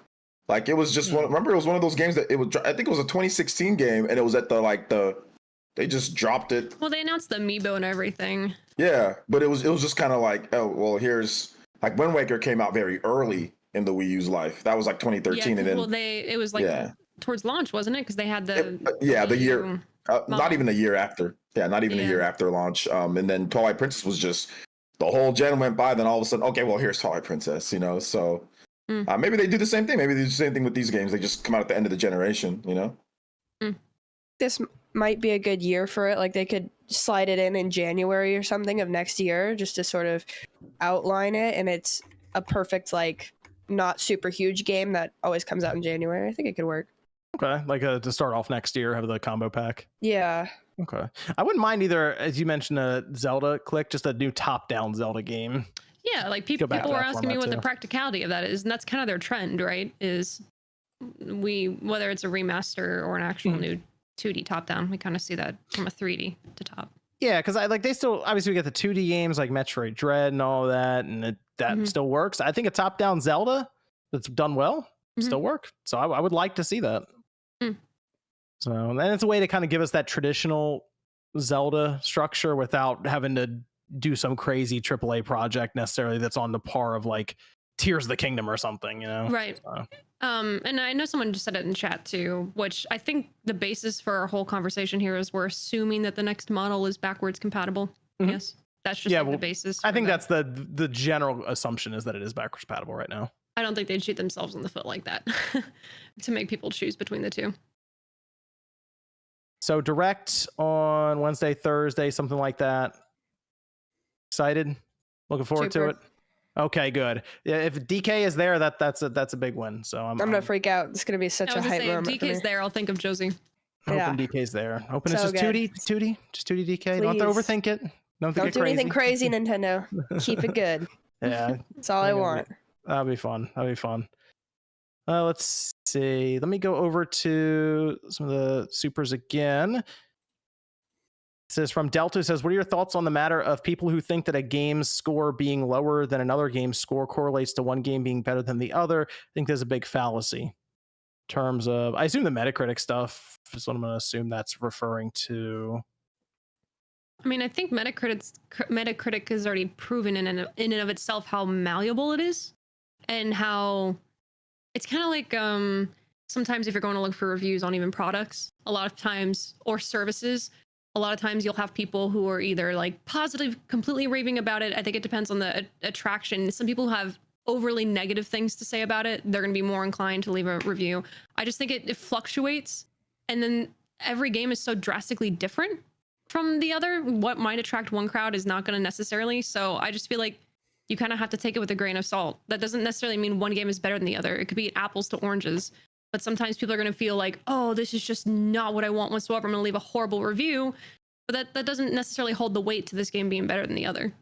I don't know. That doesn't make sense. There's a lot of focus on just numbers. And so I think sometimes I'll forget what Metacritic score a game gets, and I'll go back and look and be a little surprised. That happened to me with Ghost of Tsushima kind of recently. That's an 83, and I felt like it was higher than that. Ghost of Tsushima was such a good game, but it's also like people complaining about, what was the stupid review for freaking Spider-Man? Too many puddles or something? Oh, it was just the puddle stuff. It's ridiculous. I mean, that wasn't a Metacritic review. That was just somebody who people. I get what you're saying. People arguing over it. Yeah. Someone might help contribute to a score, right? A rating for a game over something so trivial as that. So I don't know why you're looking at one number that can fluctuate based on such fickle perspectives. Like, people seek confirmation bias. It's passive with us. Yeah, that's true. It should just be used as a reference. Maybe if you want to, if you have your favorite, you can use it as a reference. You can use user reviews as a reference if you want to use it to say. You can use professional reviews if you want. You can, but it's not the be all end all. You know, somebody can say in a review like, "Hey, this game." It's like notoriously, or like the majority of the reviews are super negative, right? Like, for example, like with Cyberpunk, right? A lot of the majority of people were having negative experiences, especially if you were on like certain consoles. So like, I can understand how you would see that and be like, oh crap, maybe I should wait, or maybe I shouldn't make the purchase. But if it's fluctuating where people love it and people hate it, it's like, you just got to decide for yourself at that point. Like, numbers are just, it doesn't matter at the end of the day, unless the game just doesn't run. Yeah, games are all really subjective, so it really just is. If it looks appealing to you, watch a couple reviews and base your opinion off of like how you feel about if this game is gonna work for your play style. So I just wouldn't take it too seriously. Yeah. See, Sean, you should give Jedi Outcast another try. There you go. Fuck you.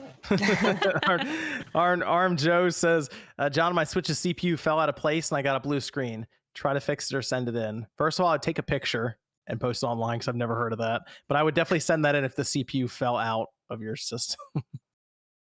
It's just like sitting there, it just falls out of the vent. Yeah. Like, what? Duan says, I say Starfield is game of the year. There you go. TMO6 says, PRO is an AI social experiment created by OJ to fuel excitement. That is not true.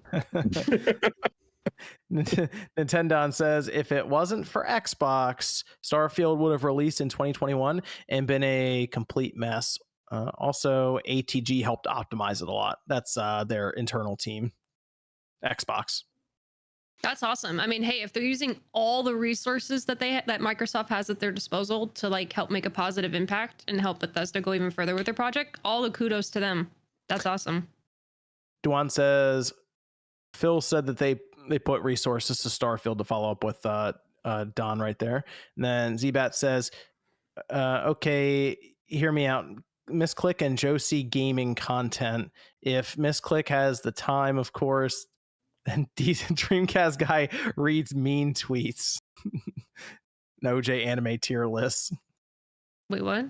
Different shows with Max reading mean. I think it's because they saw Josie reading mean comments yesterday on stream, which is a good idea.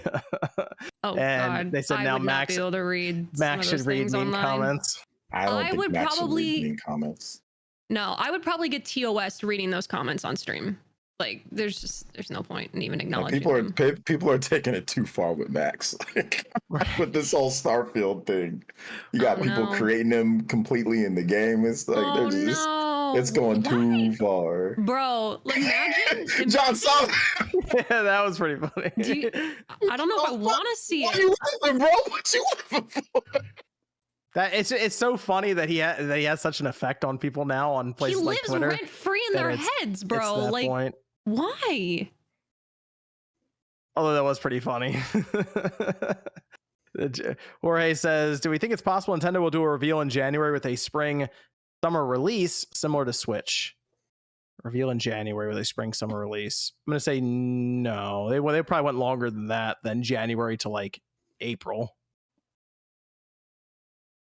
Let's see, Khalil, no message. Thanks, Khalil. Trevor says, random, but I... Oh no. Her video has been, I'm pretty sure her video was frozen for like the past 4 minutes. Oh, wait. She's back. Trevor says, random, but I wish Nintendo would have bought Prima and kept them operating so we could still get awesome guides for their games. Wow. Well, the internet replaced that. So there you go. I can't remember what the last strategy guide was I bought. I have to go back probably to the Metal Gear Solid 5 Metal Gear Solid 4 for me, maybe. It was definitely on the 360.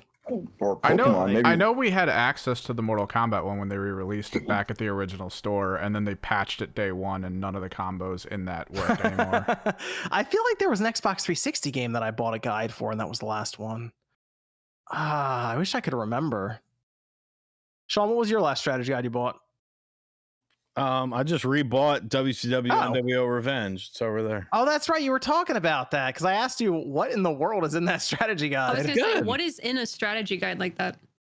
And it tells you the different moves and tells you how to play the game and stuff. Good pictures, little write-ups. It's very good. Okay.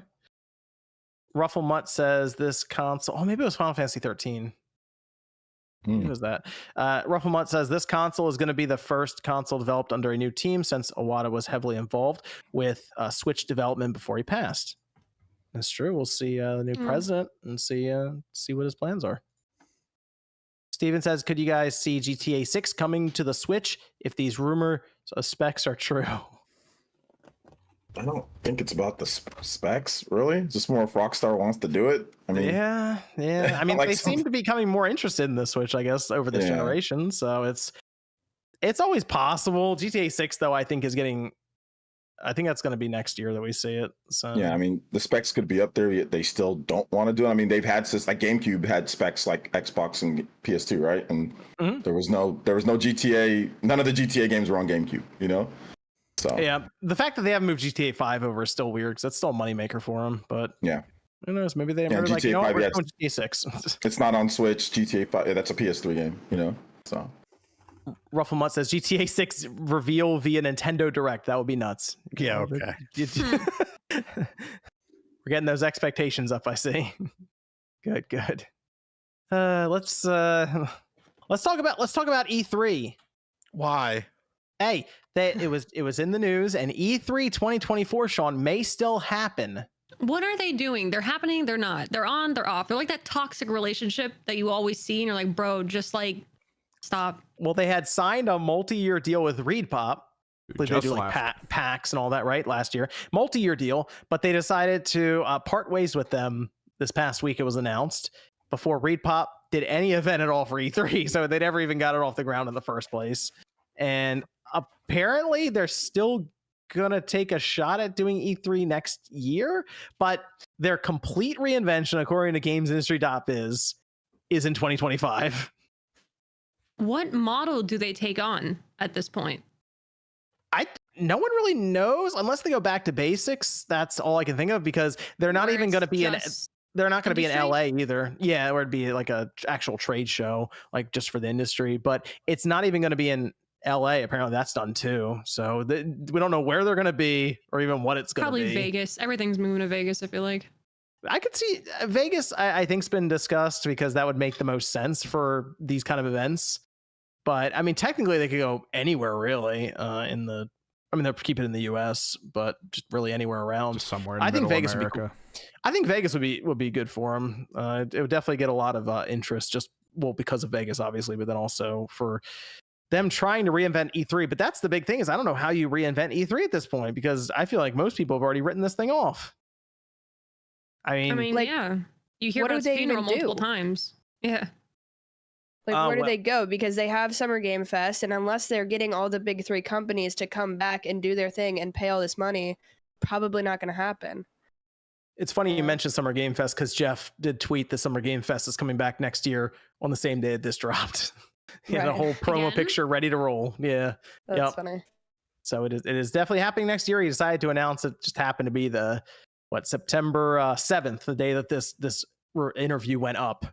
For the ESA CEO and president Stanley Pierre-Louis. I don't know how they bring this back and it still be taken seriously. I kind of feel like E3 itself has passed that time period for gaming. I mean, it was decades of time, but you have it as they tried to make it so it was a public event.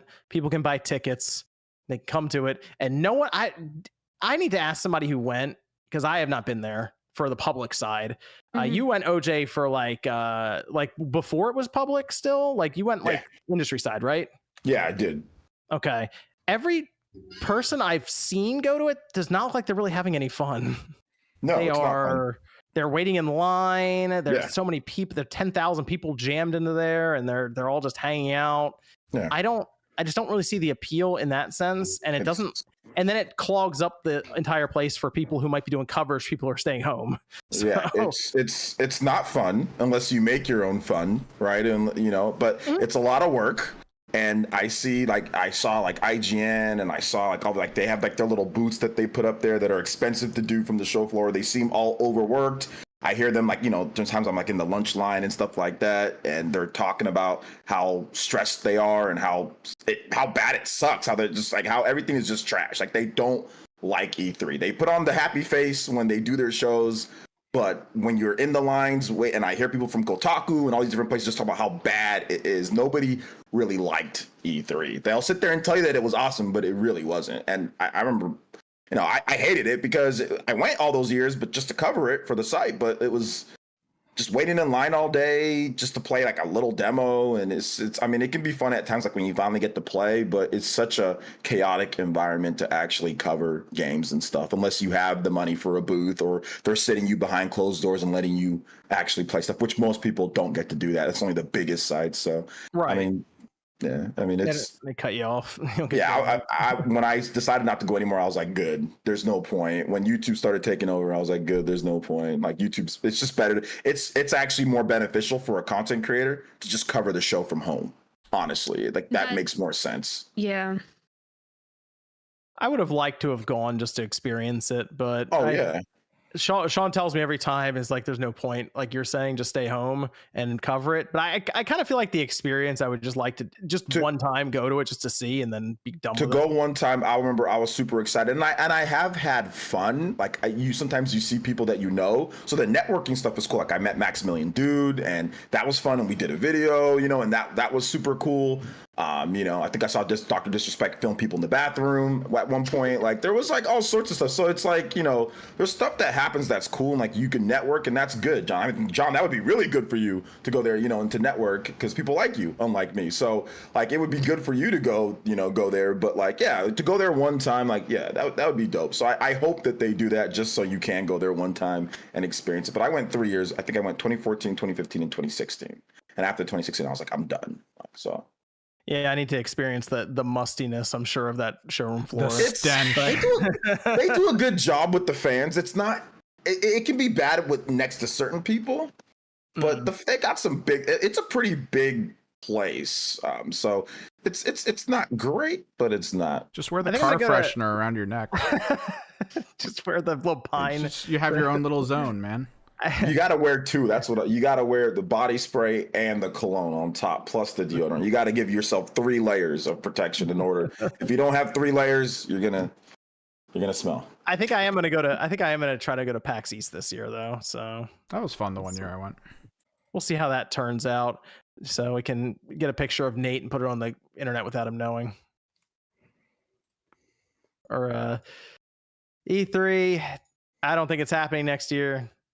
I'll be shocked if they reinvent it in 2025. I think it might be over. And then I do wonder what the ESA is exactly doing, because they at least had E3. They're like, hey, we're doing E3. We exist for a reason. You see Keely's tweet? Yeah. Oh, yeah. He knew what he was doing. He's smart. He's taking the jabs. I'll give him that. He knows what he's doing. I do want to touch on something, Click. You brought it up earlier. Mm-hmm. But it was our last topic for the night. I wanted to bring it up here, and then we have some supers to go through. Sure. Tears of the Kingdom. Mm-hmm. Mr. Aonuma has said that they do not have plans for any like substantial or I guess paid DLC, anything like that. The game can still get an update of some kind, sure, something maybe a little smaller, something like that, free update, patches, whatever.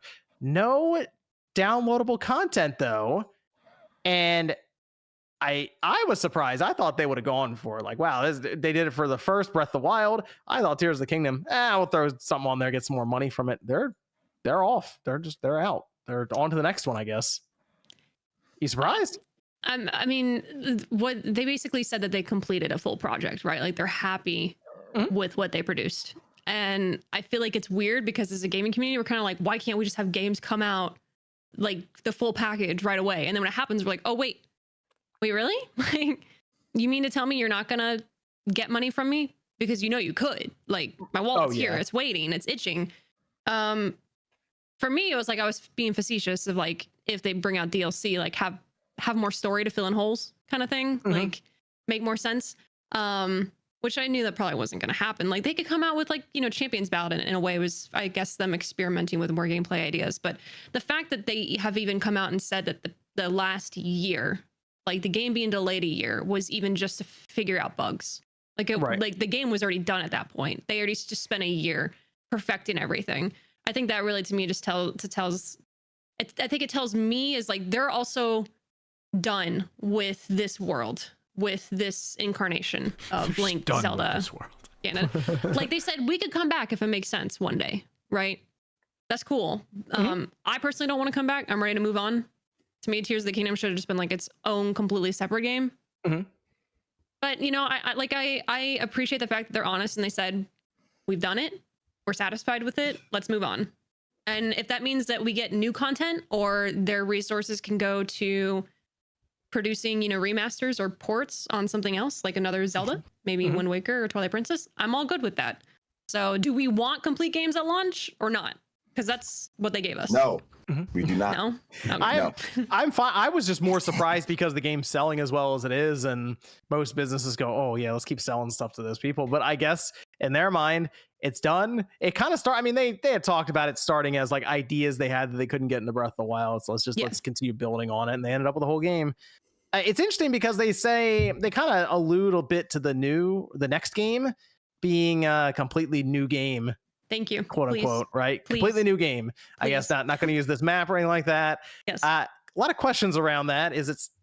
Are they still going to stick with the open world concept? Are they going to do a different art style in terms of cell shading or more realistic look? I mean, it's with their team, you never necessarily know. Like who of us could have predicted like, oh, it's going to be a sequel? Who of us really could have predicted Ultra Hand, or even Reversal? Like, it's so hard to pinpoint where their creativity and their sense of being avant-garde goes. So they could have a completely realistic look for Zelda one time, or like I'm actually surprised they've revealed that they've even considered having like futuristic Zeldas. Like I honestly would have thought they would have kept that a little bit in their up their sleeve, you know what I mean? But who's to say in the future they're not like, you know what, let's just go ahead and go with UFOs and alien looking races and tech. I mean, they've made it work before, so. Interesting. Huh. Okay. I feel like it should stick to open world just because of the like fan base they've like amassed from changing the genre into that. And maybe there can be some sort of games that are like more traditional, and then there's the open world Zelda. But I feel like with how successful these games have been, it just makes sense for them to stick with that. I think, yeah, the open world could be a good concept. I think they just need to, in a way, marry a little bit more of the traditional aspects in. No, I completely agree. I think if you had, I know a lot of people complained about there being one item to solve one dungeon, and then you feel like you never like to use it again until the final dungeon before. I hate that about Zelda games. And some people hate that, but the amount of people I've had in my comments, on my Twitter, in my stream, I told my chat last night, I'm done talking about Zelda. Like the next stream that I stream, I don't want to talk about Zelda. So this is my real last time talking about Zelda. It's just, you can have an open world game, right? But you can have a linear story. It's been told many times before. I think now that they've proven they can somewhat make that skeleton story work. You can go in any order or in no order at all and just go straight to the boss fully naked. Like you can do it. They've proven it's possible. I think now you can marry the linear story aspect, or you can marry some of these dungeons need one specific kind of item. You have to go find it, but you need that one item. It can work. It's going to take some effort and it'll take some, kind of creativity, but they've proven time and time again, they have that creative mind. It's just whether or not they want to do it. Okay. Well, it's going to be a long time before I think the next Zelda game, the big one, hits anyway. So we'll see. Yeah. We'll see what happens with that. Let me go over some of these super shows. Sean, are you doing your after show tonight? All right. Yeah, we'll run it for a bit. I guess, yes. That's what he usually says. We'll run it for a bit. This is from Taker, who says, what is the cast thoughts on a Tears of the Kingdom Deluxe on Switch 2, given we know no DLC is coming for the Switch version? What could they do? Fix the story. Make it Click just going right for it. Just make it backwards compatible. People will keep buying the current version. Just backwards compatible. Patch though, so you could do apparently ray tracing and DLSS though. Let's do that. Frame rate, all of it. Let's do that. That'd be cool. I would appreciate, part of me was literally as soon as I started Tears of the Kingdom, you start on the Sky Island and everything's, golden and blue and the sun and stuff. I was just like, I remember saying in my playthrough, it was like, man, I'm ready for the next Switch. Like it's times like this where I'm seeing how it's chugging. I'm ready for the next gen. I said that every time I pressed Ultra, I said that. Yeah, if I just even like the bushes and the way the wind, I was like, man, if this was more powerful, this would be magical. But at this point, this isn't a Breath of the Wild moment for me anymore. It's more of like, okay, I'm ready for this to evolve to the next thing. So if they wanted to port it and I feel like truly give it its potential graphically, cool. But it didn't break the game for me. The story did. It's from Denzen, who says companies always lie about what their new console is capable of before release. They've been doing this since the 90s. Hey, my PS5 is going to do 8K at some point. You just wait. It's going to happen. Alvin says someone needs to remake the Halo 3 Believe trailer with Metroid Prime 4. Her arm cannon lighting up in the end instead of a plasma nade. I'd cry. It's a good trailer. I just hope they have a really good spot ready, like figured out for Metroid Prime 4 coming back. You mean release window? No, just like the release, sure, but like a trailer or something set up to play into the idea of how long it's been, or just something that's set up to get people hyped for Metroid Prime 4 when it's shown. I would like to think that they've learned the success with like how they did with the Zelda trailers. Like they see what kind of drives a lot of their audience. I would like to think that they want something to come out for marketing that not only attracts reoccurring players, like people who have loved Metroid, and then people who have never played before, and they're like, oh crap, like this seems like something I might be into now. This is from Cinders, who says, I wish you guys would stop talking over Josie. She hardly chimes in already. Let her have an opinion. What do you mean? I think her internet is her there. Did it just go out? No, it's fine good. For now. You're good. It's doing okay. That's what we're dealing with tonight, is the internet. Yeah, I reset the router. Oh, did you? Okay. Okay, hold on. It might actually be okay now. Hasn't bugged in the last few minutes. It hasn't. Let's go. You might have figured that might have been it. That might have been it. So fecal. Child says, which character would you like to see in Tekken 8? I want to see Kratos. No. In Tekken 8, what character would I like to see? Rusty from Rusty's Real Deal Baseball. Oh my gosh. Guy Fieri. Spyro? Sure, Rusty. We'll go with that. Real Deal Baseball. I wish I was more into Tekken or just fighting games in general. I'd give you a better answer. Epic really says, put like legacy characters in Tekken. Usually, it's just like their Tekken character. oh wait, Josie's the Tekken person here. Okay, Josie, hit us with it. Well, I'm just saying, like, it's going to be Tekken specific characters. It's not going to be some cool third party people. They don't usually do that. Okay, I don't think they ever have. See, they can do it now. Put Rusty in. That's just not what they do now.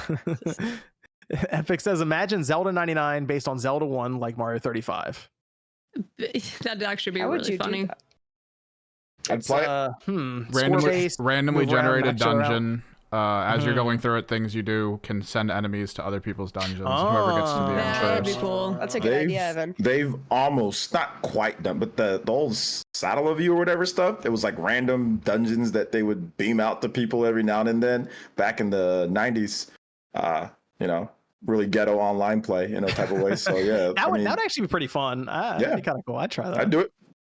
Liam says, PRO said DS Wii remakes at this direct. I would be careful with that Liam. I wouldn't get too hyped on that. I'll just say that. Get the MVG meme ready for that one. I see some of the guesses people are making, and I'm like, oh man, that's. Kriya says a Star Fox rhythm game akin to Cadence of Hyrule would be nice for a Switch reveal. A Star Fox rhythm game. Wow, that'd be left field. It would it'd have to be like Euro, like super upbeat, like Euro beat, bro. Like Star Fox rhythm. But honestly, just give me a full Star Fox game. We don't need drip feed like that. Star Fox do something weird. Because we get Zelda games. Star Fox music is incredible though. The music in Star Fox games are really good. They got to do something weird. They can't just give you the Star Fox game you want. It'd be awesome if Nintendo would let this indie team do more stuff though with some of their properties, because it was really cool when they did. It was solid. Omar says still holding out like 1% hope for a Xenosaga collection announcement at this direct. Not at this direct, probably not, but that will probably happen at some point.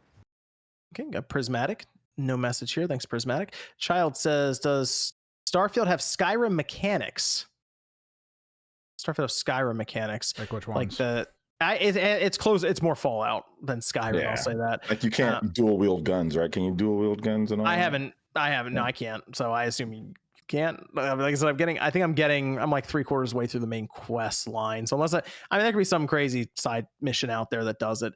But in terms of Skyrim mechanics, it still has the Bethesda feel to it. This feels more like a Fallout overall from what they pulled from. Those mechanics blend together, Fallout and Skyrim a bit. Like there's hidden, it works the same type of way. So there's things that are definitely similar. Mm-hmm. But obviously it's not the same. Rodrigo says, and would like this. I would like that in the direct they announced Metroid Prime 4, and at the end the teaser closes with the Switch 2 logo. There we have 2 and 1. They're not going to do that. All right, get the MVG meme ready. They would not do that. Jason says, for all the mean comments Josie has to deal with, your content is awesome, Josie. Oh, thanks. That was just a joke. I'm fine. Like I thought it was a good content. It was funny. Yeah, you should do that again. It was funny. Yeah. Where he says Armored Core holding the fort for PS4 5 in Japan top 30 software charts this week. Pretty extraordinary.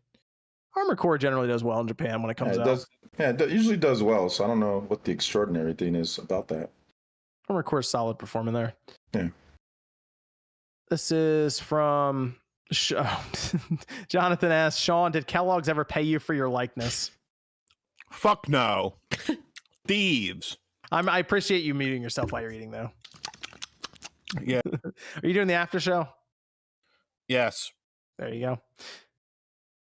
Let's see. Chill says, P.S. Happy birthday to the Dreamcast. Been playing OG RE3. Rufflemutt says, E3, please let me die. Chill says, as far as I care, the ESA can have E3 crash. They lobby against emulation after all cough cough PS Classic using PC SXE and Rockstar selling cracked games. They did get caught with that one. Alan says, can you all do your best Mario as if you're the new one? Hey, I'm walking here. Hey, so like Chris Pratt Mario? Chris Pratt impression? Wow. That was yeah. The Chris Pratt one.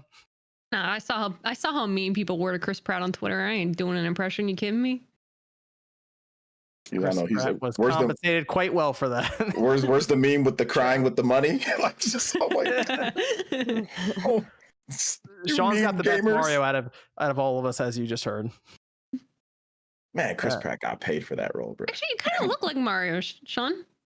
If you just like grew your mustache out a little like bit, the live action one, definitely seems a little racist. I'm just gonna go ahead and say it. Are you Italian? Are you Italian?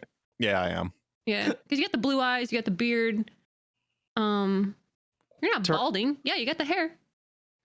Terminal says, hope everyone is doing well. Still fairly new around here. Always listen to the podcast at work and got to meet John at TMG. You guys rock.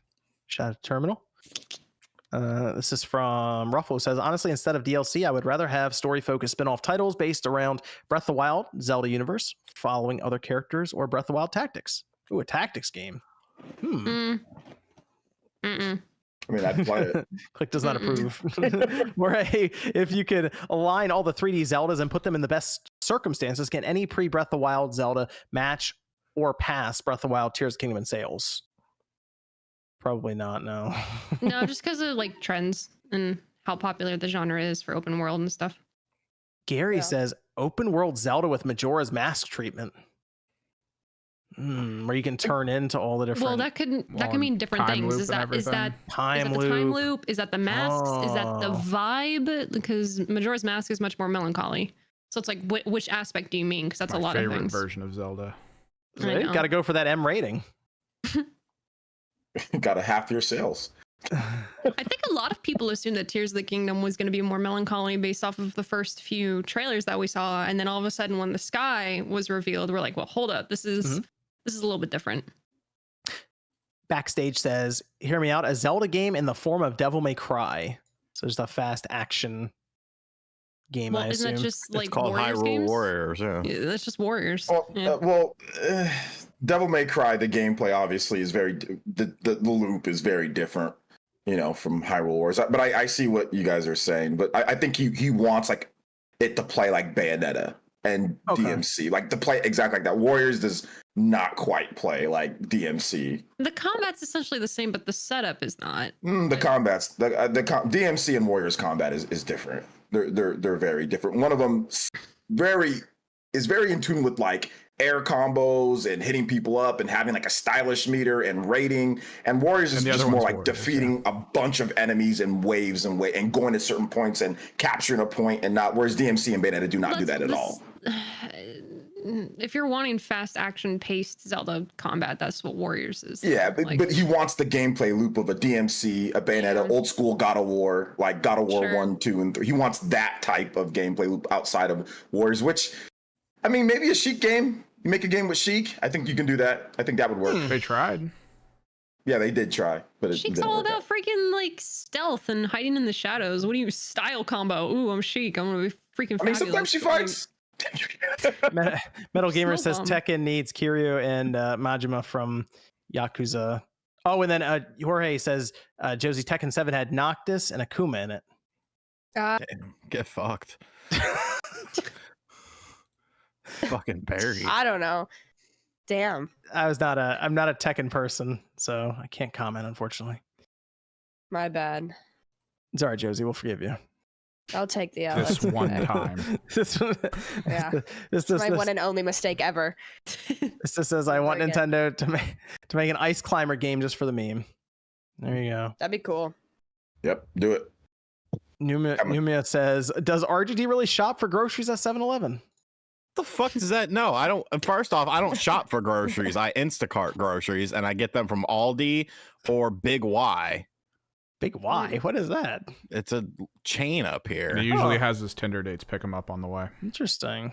Yeah, bro. Do you still do that, Sean? Like the Tinder dates bringing you food and all that? Sometimes. Wow. If needed. Emergency situation. If needed. Yeah. I'd rather deal with you got a little guarantee with Instacart. Sean's like, I'm watching wrestling. I need food. It gets worse during the Knicks. I could see that. This is from Mighty T, who says, Same people complaining about pronouns in Starfield never said anything about Baldur's Gate 3 when it does way more than what Starfield does. Hope everyone on the Spawncast is having a good Saturday. You could fuck a bear in that game. What? Not a hairy man. Either. No, it is actually technically. Oh, okay.